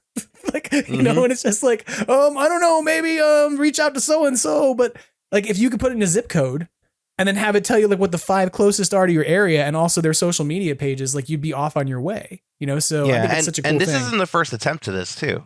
Like there's been other, like I know Chris Stewart did Planet Ghostbuster on proton charging, like this is not the first event. The thing that I find important about this is to have more than one person work on this. Yeah. Oh, I agree. It has to be a collaborative effort, because look, I've been wanting to work on this, but I didn't work on this at all until Bob and Jacob were like, hey, maybe it's time we start this website. And I'm like, okay. I agree. Like, I think it has to be sort of a collaborative, ongoing project and one that you can say has like multiple stewards, right? Kind of like taking care of it. Because if somebody gets occupied, somebody can't do it. That's how these projects all end up inevitably kind of like existing. And then like we all point to them. And then like 5 years later, somebody comes back and goes, does anybody know what happened to that map that was out there? There was a website that had all the franchises on it. And it's like, oh, it's cool. It looks awesome. It's out there, but it's stopped being maintained because it's just overwhelming, for like one person to do it. So the other benefit to having 4 different people on there, none of us are in the same franchise. I'm in Circle City, but we're, for the most part, there's checks and balances too, right? Because we have a set of rules for you to join. And the 4 of us, if there is a questionable thing that comes up, we sit down and we talk about it. I'm not going to go into specifics here. It's not what the purpose of this is, but situations come up. Sure. And it's nice to be able to refer back to something and be like, hey guys, what do you think about this as a problem? Or, hey guys, let's take a quick vote. How do you feel about this? I mean, we haven't had that come up too much for the database. Yeah. I will tell you, we've had a couple. But I will tell you, as far as the map project, those were things that Jacob and I had. We were on the calls 3-4 times a week about this, but now we have 4 people from 4 different franchises with 4 different eyes on it. And there's no bias there. Nobody can go in there and be like, well, Bob Anderson doesn't like me, which I couldn't tell you other than maybe like 3 people in this community I don't like. So God, to help them if they think I don't like them. But yeah, if somebody says, well, Bob Anderson doesn't like me. Well, Bob Anderson's just 1 out of 4 people that are there. So you're going to have to make at least 3 people mad at you for this to be an actual, if you're breaking the rules, clearly you're breaking the rules. But if there's like a gray area, there's 3 people. I'm not going to have a bias and be like, I don't like Ryan Espin. The New York City Ghostbusters aren't going on it because I don't like Ryan. No, there's Bob, shut your mouth. There's 3 of us else here who are like, yeah, you might not like him. The dude might be a jerk, which by the way, I'm just picking on Ryan because he's sitting here. This is actually real. You got called a jerk a couple times so far in this podcast, just so we're clear. I'm sorry. I'm still stuck on from Friday because Ryan and I went in each other. Oh, we did. Choo Apple Boy for the logo. For the logo. Not that it matters. Poor Peter was like, well, out of the 4 of us, and I'm like, you're fine. Yeah. It was Windy City, myself, and Circle City. So in New York City, Circle City, Windy City, all in like the top 3, and then poor Peter in Hudson Valley. He's sitting, he's in the top 50. He's sitting pretty about in the middle, which is good for him. So what I'm hearing you say is that you want me to throw the official Extraplasm endorsement on who the audience should go vote for the Hudson Valley Ghostbusters? Sure. Yes. Actually, yes. If there was one, I would say Hudson Valley for sure. Yes, because I have my likes. I'm not going to tell you don't go like Windy City's picture either, but Hudson Valley, Peter and them, I love Peter. That guy has no business being that nice. I know. I had a heart attack last year and that man reached out to me more, like I said, that my family did, and was like, what could I do? And he'd send me pictures of his kid to bring a smile to my face. Yeah. And I'm like, I never met you, but I just want to hug you. Thank you. It's very kind. And, go like the Hudson Valley, Ghostbusters pictures. Not saying you shouldn't go like New York City or Circle City or Windy City by any means. But no, make sure you go like Hudson Valley. You got to keep it alive in the 845. For those of you who are is that what the are you area talking code about? out there? That's the area code. That's hilarious. I love that. It's the kind of thing when you went to college there, you used to say things, get drunk, and be like, keep it alive in the 845, bro. Yeah, it's terrible stuff. I love Don't that. do that. That's wonderful. But yeah, I went to college there. That's why I get to say that. Yeah, that's okay. Oh, but the concept of closeness and togetherness is it's really cool. And I'm really glad that we have that together. And I don't know, did you want me to share the rules on the show, Jim? Sure, there why are not? rules. Yeah, Ryan, if I forget anything, please I have them listed up. I can read them verbatim. Oh, that's great. Let's see if I memorize any of them because I wrote them. There's Number 8 1, of them. There's 8 always of them. be prepared. Number 2, obey the laws of the pack. Yes. Geez, there's 8 of them? Back when Jacob and I did this, they're more like steps. Yeah, no, we had, there's legitimate rules. And Ryan will correct me on it, but rule number 1, you have to be in good standing in the community. What do I mean by good standing? You can't be a completely known jerk. And I'm talking you could be rough around the edges. There are people out there that are rough around the edges, but once you get past that, they have a gooey center where they're a very kind person. You're good. Yeah, they might say some questionable things, but you can't be that person, right? I would say verbatim, this is the rule. No drama llamas. We will not accept submissions from those that try to start problems. Okay. Yes. If you come in my inbox and you're unsoliciting telling me this team does not need to be in the database, this team does not mean to be in the map and you're just dropping that in my inbox, you're not going to be put into it, man. I'm not. Then it's your team, though. Yeah. Your team's the one not. Don't get me wrong. If there's a legitimate conversation that needs to be had, present it to me.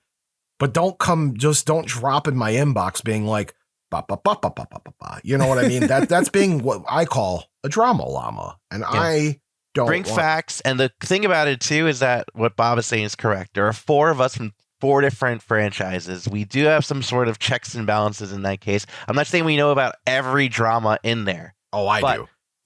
But there's a good chance that there is a drama. One of the four of us will know what's going on. Hey, I haven't told you yet about Extraplasm spin-off podcasts. It's going to be all nothing but like you might be number 5, Jim, now. So oh shit. We may just consult you with every group. No, I was going to say I'm going to just start a spin-off podcast where it's like all the legal disputes of the fan community. I just like I preside as judge and no, you can be my bailiff. There you can go. I be your bailiff? That's what I want out of my life. Can I be your bailiff? Yeah, I'm going to be judge, but I'll need a bailiff. But yeah, that's how we'll, if there's any of these kinds of situations, if you're too dramatic, we'll just kick you off of the database project. You can come over and be on the version of like, what we call it? It's not the people. It's like the Buster's Court. The Buster's Court. The Judge John Hodgman of yeah, Ghostbusters. Yeah, it's right? That or the Judge Judy Shineland, one or the other. I'm not really sure which. But. Right.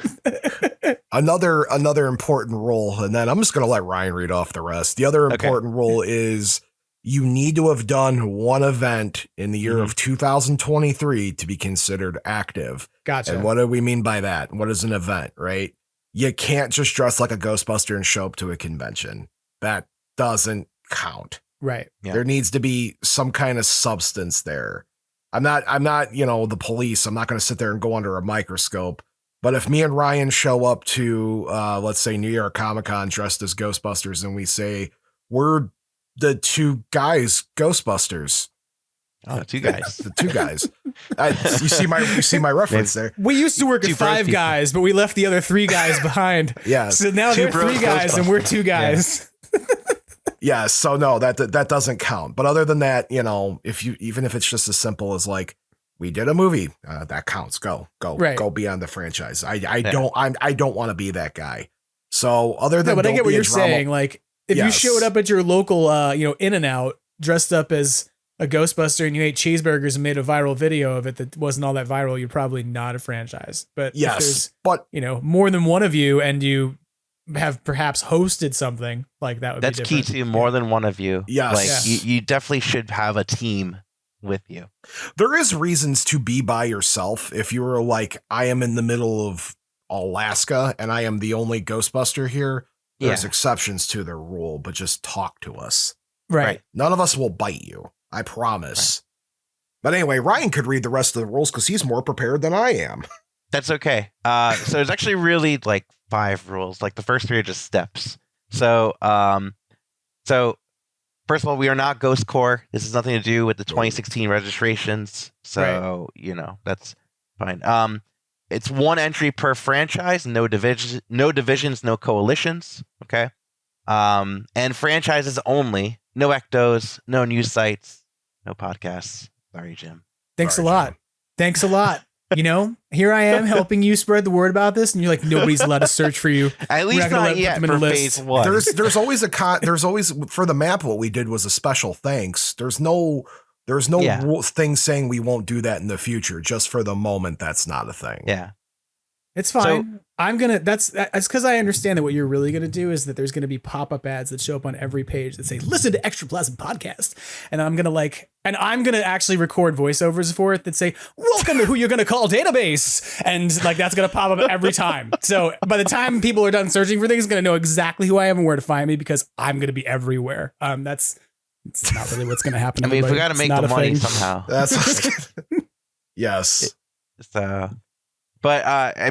But for reals though, with this site, like real use cases we're thinking of and the real purposes are to answer questions for that mom that was looking for a Ghostbuster in the Carolinas, right?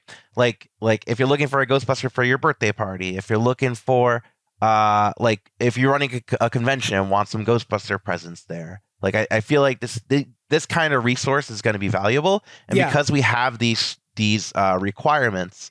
I feel like it's going to be even more valuable to just make sure like this group is active because we already have things planned for like marking groups as inactive, how to highlight new groups that are joined.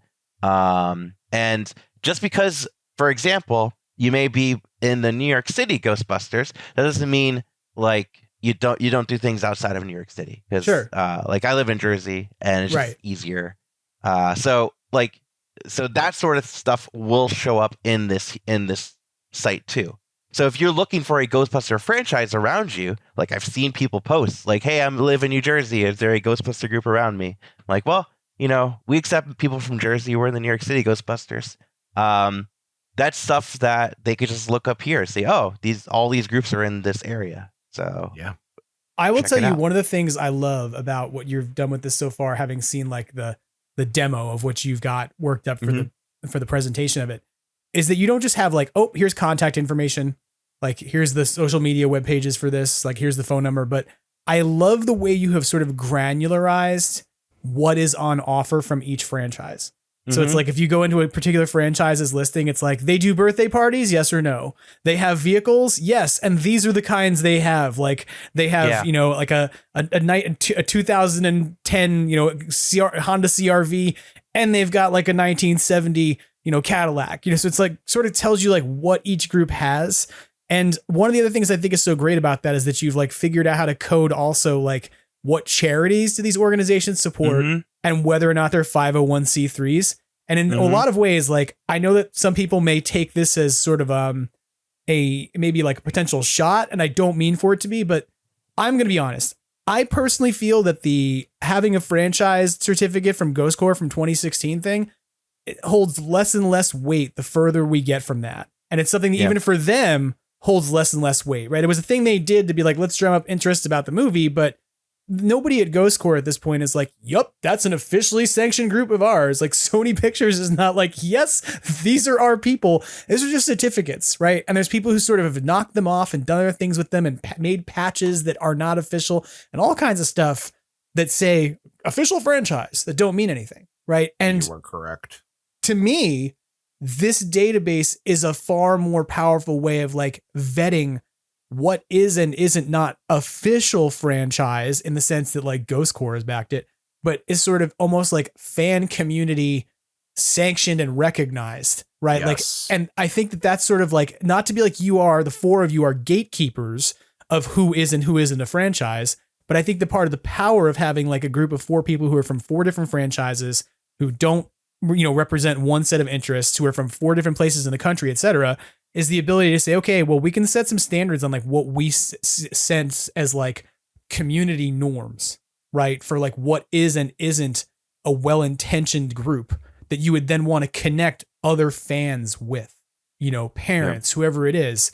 That's where the power of this really lies, is that it's a situation where you can submit your info. You can not just say like, hey, we're a group, we exist in this place, like hopefully you'll come to our social media, but it's also a directory that says like what kinds of services you provide, what kinds of resources you have for a local community that wants to partner. Like I even think about this just like if you are a local comic book shop or a nonprofit and you're like, hey, are there any Ghostbusters in our area? Like we could have come down to, I think this is the website you're gonna be able to go to and find that, Yeah, so if you do like a children's hospital or like a Make-A-Wish, like this is a database for you to find stuff, right? And not for nothing, even Ghost Corps, like Eric could look up all the different Ghostbuster groups. If he really wanted to. Right? Like it's a way to find it without going to Facebook and being like, let's see if we can find the people whose page hasn't been deleted yet. Yeah, and that's also another reason why this site, I feel like it's going to be hopefully like the Facebook killer for Ghostbuster franchises. Like don't look on Facebook anymore for Ghostbuster groups when Facebook is removing Ghostbuster groups,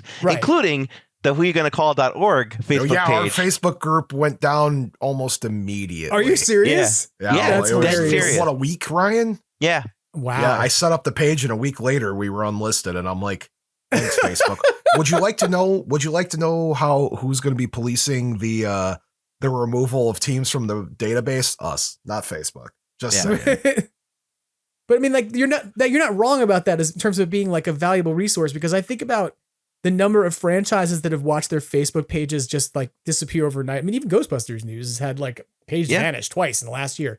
And in those contexts, it's like, if you're Ghostbusters News, if you're Jason Fitzsimmons, you have like resources to turn to in terms of being like, okay, I've got audience following in other places in my entire website that people are still going to visit, even while I'm trying to figure and scramble and figure this out. But if you're like been relying on Facebook as the predominant place where you've networked with your community and that page goes, how does anybody find you? Like, and then that context, at least there's still a directory entry that, you can still maintain and be posting things to, to sort of let people know what's going on with your page, with your franchise. So I don't know, like, I think it's really valuable because it's not just relying on, it's a weird thing to say this, but like we've all are so reliant on social media. And so if like social media is not cooperating with us, in the same way that like we need it to, then we lose pages, we lose this kind of stuff.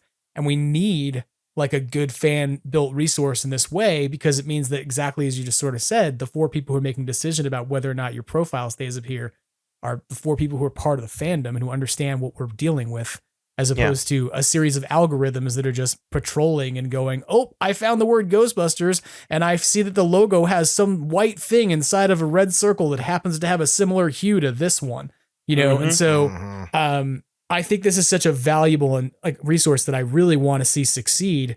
I mean, not just because I called for it. I was like, yeah, we need this. Like when the map came out, but like, because I think it's such a great way to create links between communities out there and also between franchises that want to work together. You know, like, so, because if you could go to a franchise, if you go to a franchise database and you go, who has a car within like 200 miles, right? Yeah. And you go, okay, cool. That's who's got one. Who can we potentially partner with now to maybe do an event together? Because we don't have, a Cadillac. We've only got this. We got a scooter and a bike. I'm kidding. Yeah. But it's like the kind of thing where you can pool resources and figure out who's got what based off of what you're able to put out there about your groups.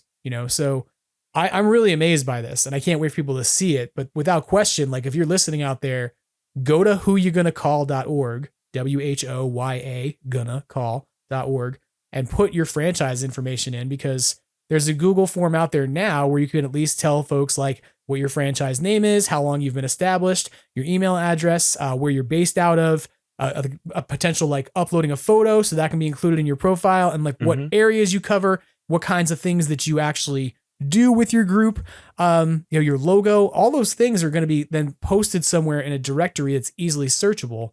And I mean, you guys are shooting to have this up hopefully by the start of the movie. I think that's your goal, right? At least the beta, yeah.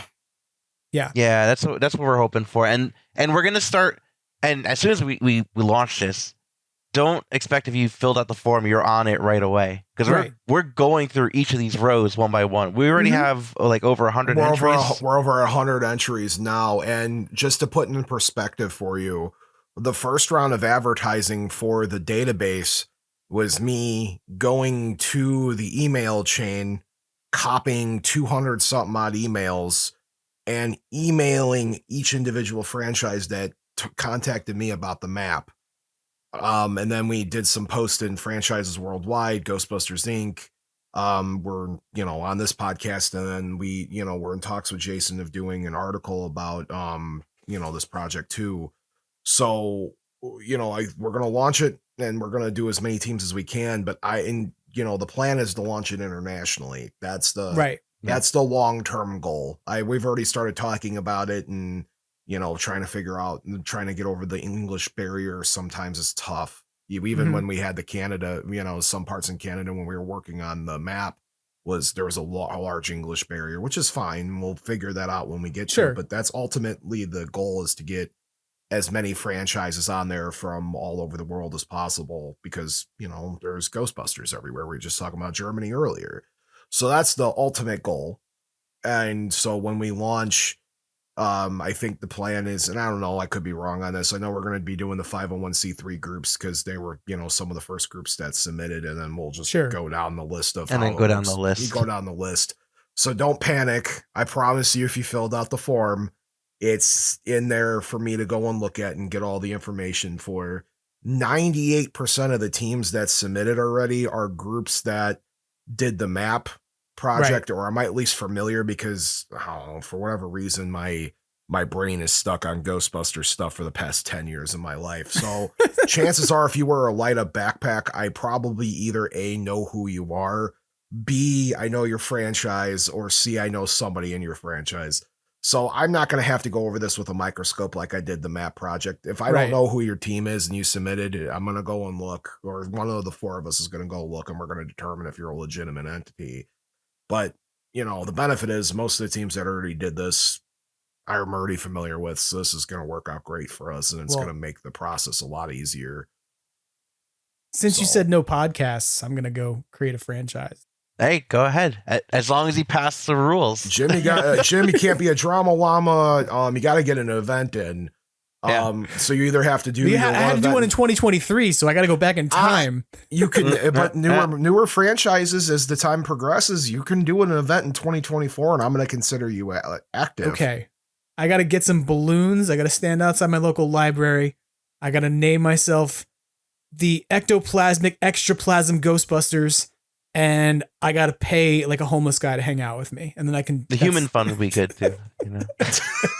Hey man, you did more work than a lot of people do, so that's great. Just by hiring, I'm not going to really do any of those things, somebody who needs it. Good for you. I'd put you in the database.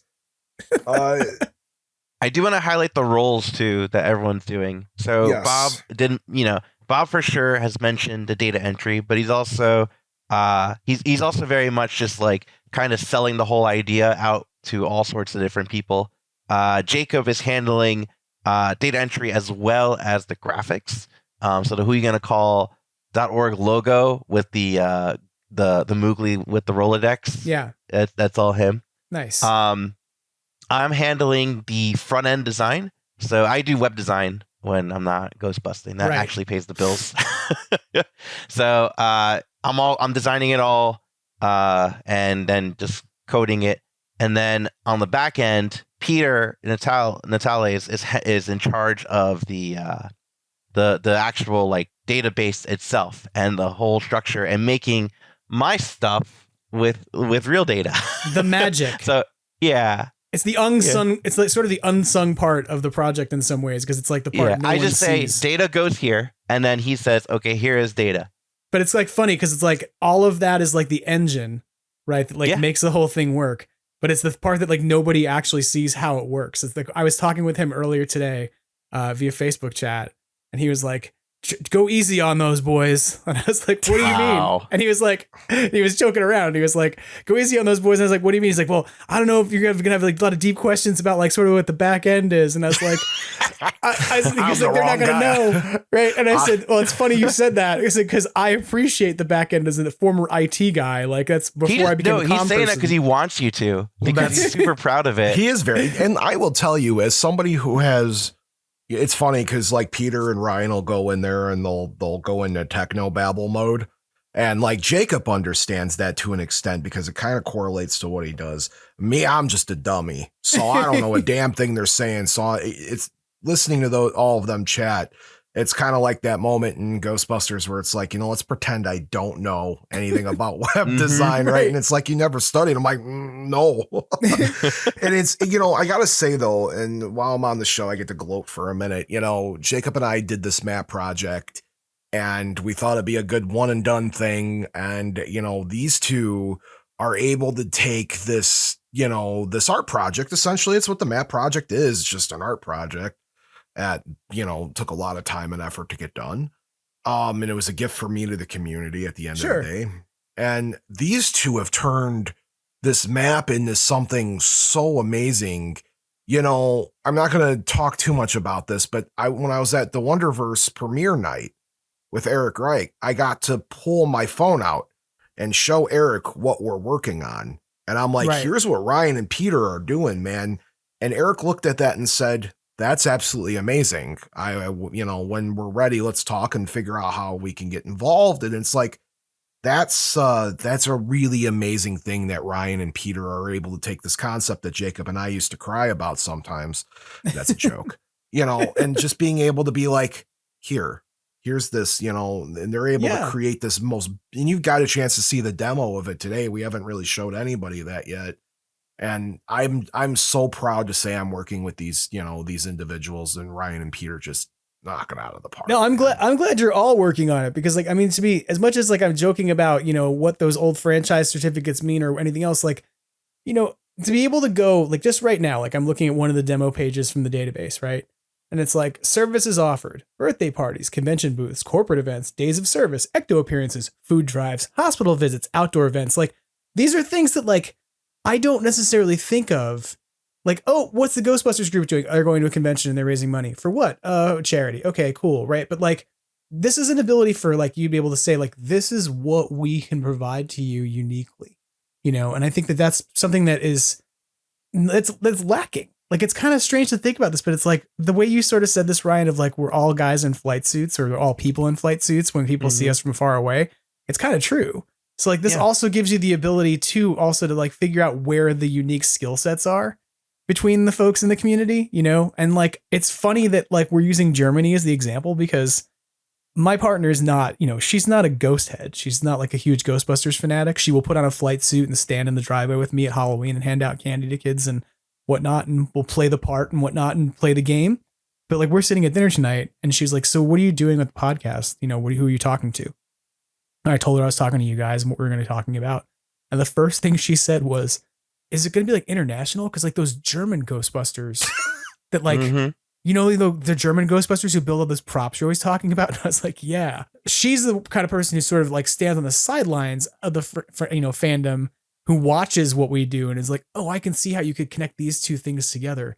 How you could sort of take like people who are really into props and by going into this database and going like, okay, what other franchises are deep on prop building, right? Or like what other franchises are into convention booths and like do that as a predominant thing versus, you know, groups that are going out and doing, you know, collecting funds in a boot on the side of the freeway for, you know, their local firehouse or something. I think that the ability there to navigate and figure out who does what and what they do well is something else that will come out of this database that may not really come out of all having Facebook pages where everybody has their own logo, has their own photo, but it's largely following a lot of the same kind of template, you know, and trying to figure out how to market themselves. So I think it's a cool tool.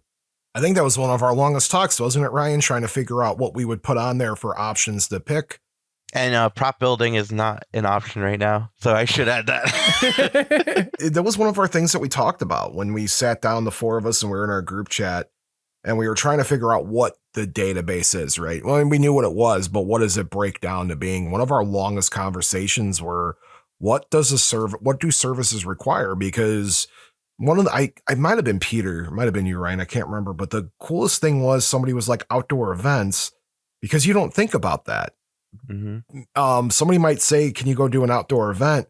They might not have a tent handy, like a canopy handy. And, you know, a team might think about that now and be like, man, we should invest in a canopy.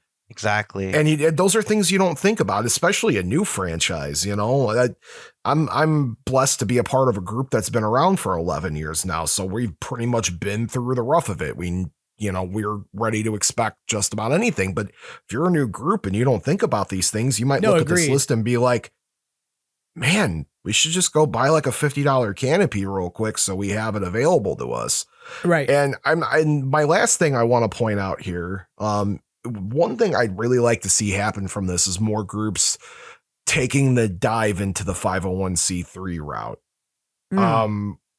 There's about a dozen of us now, Ryan? There's 11 or 12. Yeah. Portland just joined. And we have a little support chat that we talk about with the 501c3 stuff. There's 12 of us, and I'm not saying it's for everybody. It is definitely a lot of work that needs to get done. Sure. Yeah. And it's not going to be for everybody, but for the people that are interested in doing it, they also now have franchises that are labeled the 501c3, and they can come to any one of us and ask for advice. Right. Yeah. Because with Windy City did it, you know, there was I think we were probably team number 5 to get it done. And we didn't know where to turn with that. So we had to go through a lot of outlets, but now we have that beautiful logo that's on there. And, you know, any franchise can go and look at that and be like, you know, hey, we're cranking out like $20,000 a year for charity stuff. Right. Maybe it's time for us to take that next step. We have that tool available for people now to go and be able to do that. And I want to see more teams do it. I'm not getting not for everybody, but I think it's such a cool thing, and it's opened up so many doors for us, and this is our 3rd or 4th year being a part of that, you know, realm of things. Sure. And I'm so proud to be able to see new teams like step up. You know, I don't even know who half these people are, and I'm like, yeah, I get it. You know? Yeah. Ryan, I think we talked about this last time you were on, like the sense that like the 501c3 provides a sense of legitimacy, right? It does. Like, you know, like, cause you know that like you're like anybody who's donating money is like, okay, this is an actual organization as opposed to just like put some dudes in flight suits or whatever. You know? There's accountability, you know? Yeah. And I feel just like Bob, I feel absolutely strong about people going to this site and being excited about wait, my franchise can do this. We could be doing like, I never thought about doing a sporting event, but yeah, we could do a sporting event, and I really want this to help the community grow as much as possible, and also to encourage people to really just see other franchises as opposed to saying I should start my own franchise. I think that's one of the worst ideas, to start your own franchise without looking what other franchises are out there. I'm looking at you, Florida. Florida, home of 50 franchises. No, it's cool, Florida. Not as bad as Michigan, but they franchises. all work together. Michigan has like this good cohesion, but Florida, man, those guys figure it out. Yeah, but I think it's important for sure to just kind of see what else is out there and work together as much as possible, and then like just kind of have like this open source of ideas. And the other thing too, I do want to get across is that for this website, the mantra I keep having is the data is going to drive this website. So whatever content is thrown at us, like we have the services area like a free form style, because I may not have ideas as to, like, your group might be doing something that no other group is doing. So having that as an option that is something out there could encourage other groups to do that, and also will just make this site just continue to grow and help out those who are looking for you. Like you probably don't have giant inflatable Stay Puft currently as a checkable box. But we don't. And that's the thing. Like, it's a matter of, because Ecto appearances is an option, is a service offered, right? Right. But then it's like, well, what is an Ecto? Right. Yeah. So we have like these discussions, and then it's like, this could be a whole separate section. But that's where I think it's great that like you also have a section that's like vehicles. Right. And it's like where you can go in and be like, hey, we have 3 cars. These are the models they are. These are the years they are. Right. And then ideally, like you could also put the pictures in alongside them. And so it's like somebody can like look at your profile and be like, okay, these are the resources you have available. And the 501c3 thing, to just touch back on it for a second, like the ability to search by that. Yeah. If you are somebody who's looking to partner is so huge. Like if you're a hospital and you want to be able to find somebody who can be a fundraising partner, who's not going to mess up your books and make it a mess for you, like because they have their own 501c3 stuff. And if they're taking in funds, and they're able to take those funds and then transfer them, or however it's going to work, like that is sort of to me like such a powerful thing, because it allows organizations that are looking for vetted and vested like fundraising organizations to easily find them, versus like, oh, I'm going to go to the, Facebook pages of all these groups and then message them individually to be like, hey, are you a 501c3? Or, hey, are you able to take a tax, write a tax deductible donation? Like, no, instead, like, here's literally a database that will tell you that, So, but I do think you're right. It'll be data driven. It's going to be about the data that people give you, both in terms of what they tell you about themselves, as well as like if something doesn't fit within the data scheme that you have already, like this is the schema of our services. If people are able to report back to you and go, wait, you forgot about the fact that people could do puppet shows. Like, okay, cool. We'll add puppet shows to the list, But, yeah, it's flexible enough. And that's why I also wanted Peter on this, because I know Peter knows his stuff. Peter knows his stuff. Like I talk to people about design. Peter knows his stuff. I'm like, so as soon as Bob and Jacob were like, hey, let's move forward with this, I'm like, okay, I'm bringing in Peter. What an asset too. I love Peter. He's such a good asset.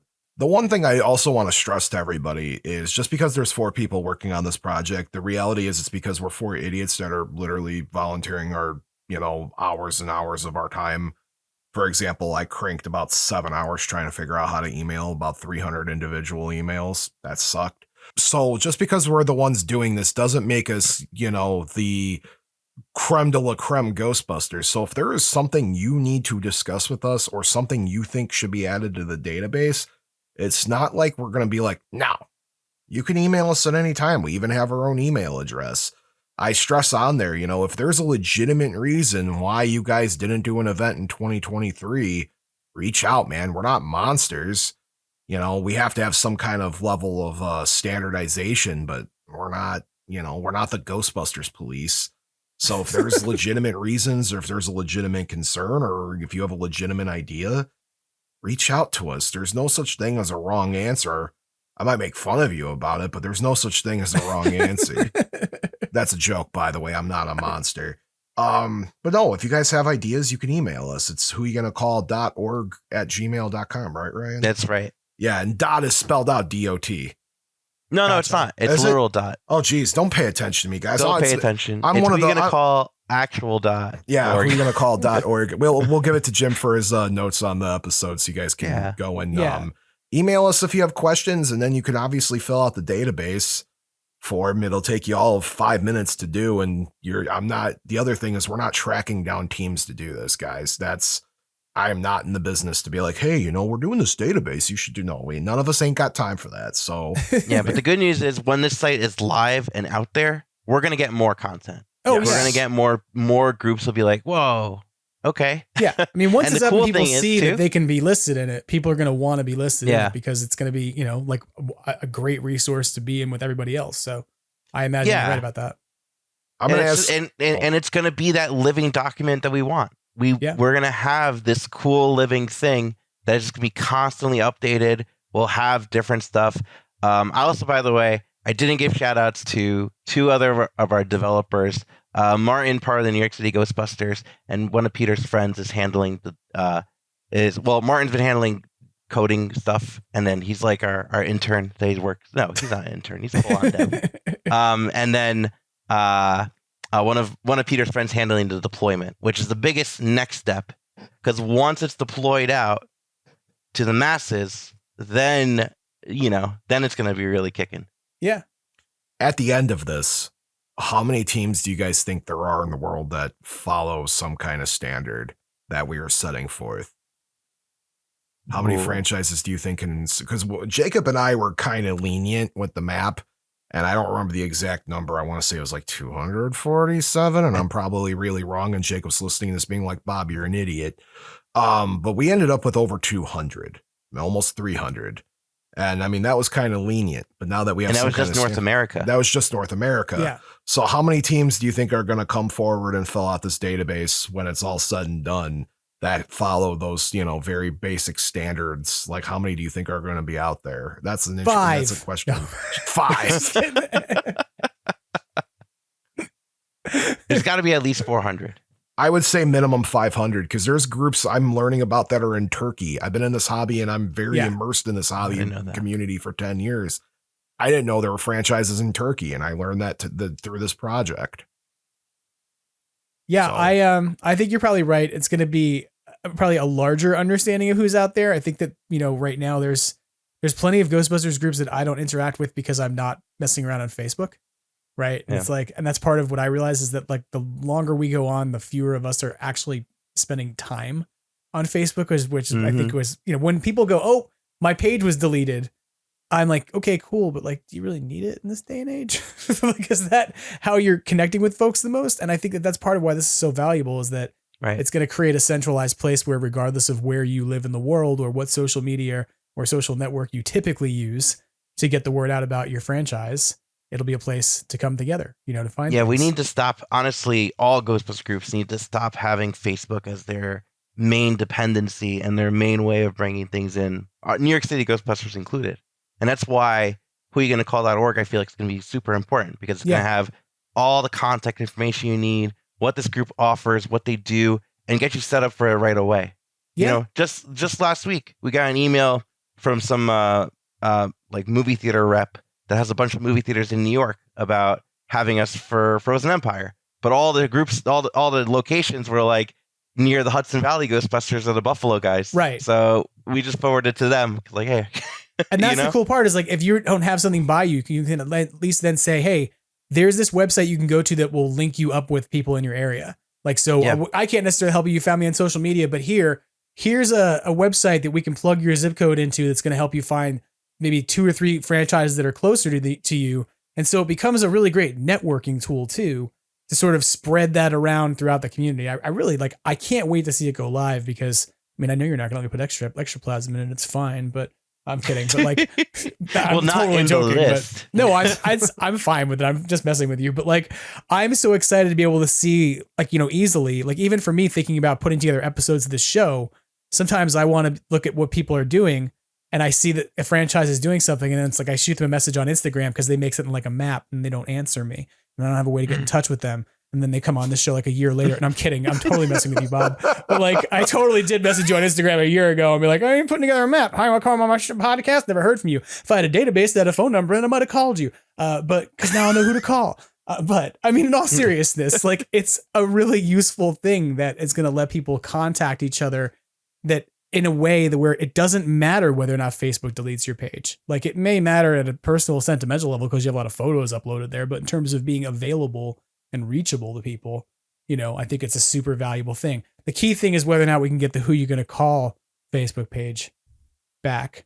So we've talked about that internally, and we did post like on the forums, like bring it back.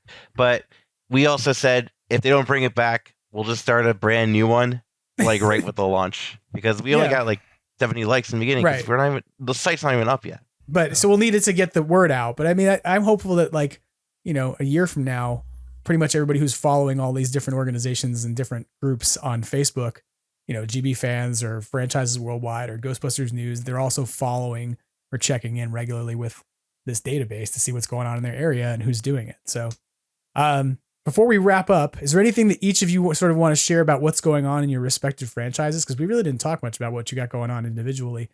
So with New York City Ghostbusters, we have a lot of events lined up. Obviously, we're trying to keep our March kind of loose because we're waiting to hear from Ghost Corps if you know, like we need to cancel plans for anything. So February, we're going to be at the Intrepid for their Kids Week. We're going to be there on the 24th of February making our slime. If you've never seen the New York City Ghostbusters before, that's a great place to check us out. That same day, we're going to be going to our charity we donate to, the Trinity Place Shelter, to do a just to drop off some food and to hand them the annual check. Gotcha. So that's exciting. And then, you know, obviously we're excited about Ghostbusters Day, which we're going to be doing our tour again for that. You're going to be doing tours again and hanging out at Hook and Ladder 8 and all that good stuff. Yes. 10 years ago, June 2014, the New York City Ghostbusters handled our very first New York City Ghostbuster film location tour. And that was actually the event that I joined. I wasn't part of the group until that tour. Gotcha. Because that's when I joined. And so this will be my 10th year anniversary of being part of the New York City Ghostbusters and our 10th year anniversary of doing our very first annual walking tour. So suppose there's a tour for the new, or, you know, for this year's Ghostbusters Day. Will you be adding in new locations from a new movie? So we might be, but it's very likely the big thing that we're probably going to do is we're probably going to split the tour amongst two groups, because we had over 200 Ghostbuster fans go from location to location, like crowd up subways and stuff, which is fine. Like, you know, everyone was pretty chill about it. But we might split them up so like some go there and some go there. Gotcha. So we have other licensed tour guides in the group that could help out with that. Nice. Yeah, I was thinking about this when I saw where they shot the driving scenes. I was like, oh, you're gonna have to go up to Midtown now. That's the deal. Like your next tour, you're like, gotta go to Fifth Avenue between 49th and 52nd. That's where we're going. This is the H&M they drive by in a trailer.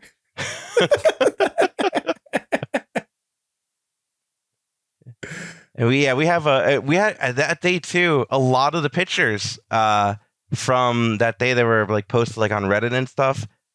Some of them were done by Martin, who's also doing the development on the website. Oh, nice. So that's awesome. He's pretty handy.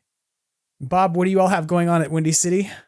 We have 2 library events coming up on 2/24, one in Barrington, Illinois, one in Mount Prospect. And then it's funny because Ryan's talking about 10 years ago, he did his first Ghostbusters event with New York City. In Chicago, there's nothing bigger than St. Patrick's Day. Mm-hmm. And so St. Patrick's Day in Chicago is as traditional as it gets for us, as the Ghostbusters are a part of the parade thing, which was my first event with Windy City 10 years ago this year. So this year, the Southside Irish Parade, we no longer do the downtown one because the admission fee is just getting ridiculous. So Southside Irish Parade's the traditional Chicago St. Patty's Day parade anyway, so we stick to that.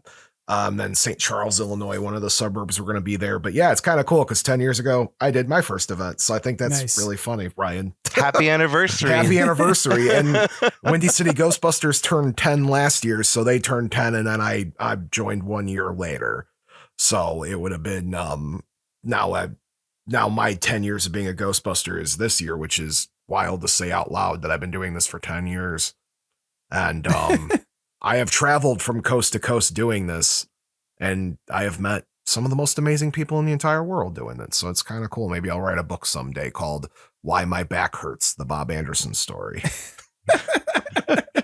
And it's going to start off with, you might be thinking this is a tragic accident. No, I decided to wear a light up backpack for the past 10 years of my life and traveled the world doing it. Well, country, realistically, doing it. And I've done a lot. Never say never. Never say never. Yeah. Someday I'm going to hit that roller coaster VR experience thing. I can't remember what country it's in. That's in Dubai? Germany? No, Germany. Dubai. Well, no, the German Ghostbusters went there. Yeah, it's Dubai, right? Is it Dubai? Okay. I could be wrong. I think it's called the park is called Motion Gate Dubai. Like that's, okay. So yeah. So someday Sure. I told myself I'm going to make it to Dubai to do that ride. I don't have a reason to be in Dubai other than that. So that's going to be a very expensive 1-day trip. You know, when you take the plunge to compress your spine in multiple continents with your proton pack, that's when you know you've really made it. Ah, jeez. I'm saying it now. My back's hurting. I'm like, geez. I know. Anytime I hear proton pack, I feel like a pain on my back. Jim, if you have like non-Ghostbuster like hobbyists listening to your podcast and they're wondering what we're talking about, it's a disease I call pack back, which is when your back is weighing down by like a 20-pound plus piece of, fiberglass, whatever it might be. And it's just squeezing your back, and you sometimes wear them for 8 to 12 hours at a day and you end up with pack back. Yeah, no, I think that one of the things that the community, you should have, like for the community in your database, is a checkbox that says licensed orthopedist on staff. Clever. And listen, we can have that Icy Hot item plug-in now too. Icy Hot, if you're listening to this, go get a Ghostbusters partnership because it makes perfect sense. Yeah. Like it's the Frozen Empire partnership, right? It's like, yes, you can call it like proton blast healing. It's hot. And the Ghostbusters it's also are old. icy. They're older. Ghostbusters Frozen Empire brought to you by Ben Gay and Metamucil. Jim, I want to say thank you very much. I can't speak for all of us on the fork, but you have two of us here. Thank you so much for giving us some exposure on this project. It's really cool of you to do this. And, we're only going to be successful if people could spread the word about this. There's only so much that we can do. So people like you out there that are, boots on the ground doing the journalistic part of Ghostbusters, thank you for giving us the exposure that we're really going to need to help get people the word out for this. I'm happy to do it. I really appreciate that you're doing it. And it's something that I think you're filling a need that I sort of called for, a while back and said, hey, this is what we really need. And of course, I didn't do it either. It wasn't like, hey, I got an idea. Now let me do the legwork. I didn't. You are, which is why you're here. And I'm glad you are, because it's not an easy task and undertaking to sort of decide to start something from scratch. And I repeatedly, like one of my favorite love stories of this podcast is like hearing about the collaborative stuff that happens between people from great distances, whether it's you guys working together, whether it's, friends of Phantasm Toys who are producing things from over different continents and creating a toy company, whatever it is, like all of that cool collaboration happens. I just get to share those stories with people and have you on to tell people about it. I feel like I don't do much of the work myself other than being like, hey, here's cool people to listen to and go check out their stuff. And along those lines, people totally should. They should go and check out, go enter your stuff into the WhoYaGonnaCall.org database. Follow, obviously, the NYC Ghostbusters and the Windy City Ghostbusters if you're not already.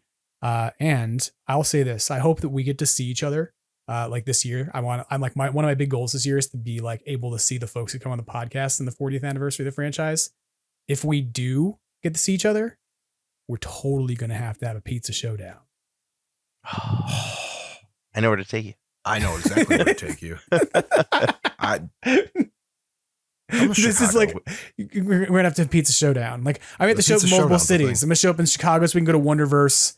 We'll have to like all go there, and then we'll have to go get deep dish, and then we'll come to New York, and we'll all go to the firehouse, and then we'll go get pizza. It'll be good.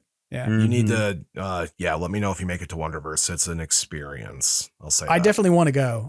It sounds like it was a blast, and I hope that you had a ton of fun when you were there, when you went a couple weeks ago. So I got really drunk, but that's a story for another day. That mood slime, well, I'll tell you. I'll take you somewhere for that too. The mood slime cocktail is everything you ever wanted it to be. That's all I have to say. Well, on that note, anything else before we sign off? Thank you so much again, Jim. I appreciate you. And seeing Ryan's face is always a blast. So I talk crap to him on a messenger, and you only get to see a bubble. So seeing Ryan's beautiful face always brings a smile to my face. Bob, stop. Tell Dan I love him, please. I will. He knows. He knows. All right. Well, thank you both for coming on from the two greatest ghostbusting cities in the world. We'll call them that for now, right? So because there's now two headquarters of ghostbusting. There's one in Chicago and there's one in New York, if we're going to get serious about it. So thank you for being the stewards of those places. Ryan's looking at me like, what are you talking about? That's not a headquarters. It's just an amusement park. It's a headquarters now. There's a bar. It's called the Ghost Trap. You got to deal with it. They got a mood slime cocktail, sir. They got a plaque. The plaque says it was built for all Ghostbusters. That's the deal. It's now a hub. Past and future. That's right. It's touching to be able to touch that plaque too. I hope that we get to see each other in the future as Ghostbusters. And I thank you again for coming on this week and joining us in Extraplasm and telling us a bit about the database. Thanks so much. Thank you. Thank you. See you on the other side. Oh, bye there, everybody. Talk to you soon. That about wraps things up for Extraplasm this week. I want to say thank you once again to Bob and Ryan for coming on the show and sharing with us what they're doing with this new database project. If you have a Ghostbusters franchise out there, go and make sure you sign up for this. There's no cost to you other than to put your time in to make sure people can see you and find you in this awesome database that's going to be going live, hopefully in March if things stay on track as we talked about in this episode. So again, WhoYaGonnaCall.org. You can go to WhoYouGonnaCall.org, I think, too. I think that'll redirect, but don't mess around. Just go to WhoYaGonnaCall.org and put your information in if you got a franchise. Beyond that, I want to say thank you as usual to Brendan Pearce of Badoochi Studios, who provides our logo and visual identity for the podcast, as well as vaporwave artist MAGNAVOX, whose version of Ghostbusters serves as our theme song each week. And again, I want to say thank you to you, as I do every week, because if the podcast would be pretty boring and would just be me sitting in a room talking to myself if you weren't here to engage and interact with it. And I've heard a lot from folks since the trailer episode, things that people are excited about, things people want to share with me. If you have anything you want to share with the podcast, you can, of course, always reach me at Extraplasm on Instagram, on X, Extraplasm Podcast on Facebook.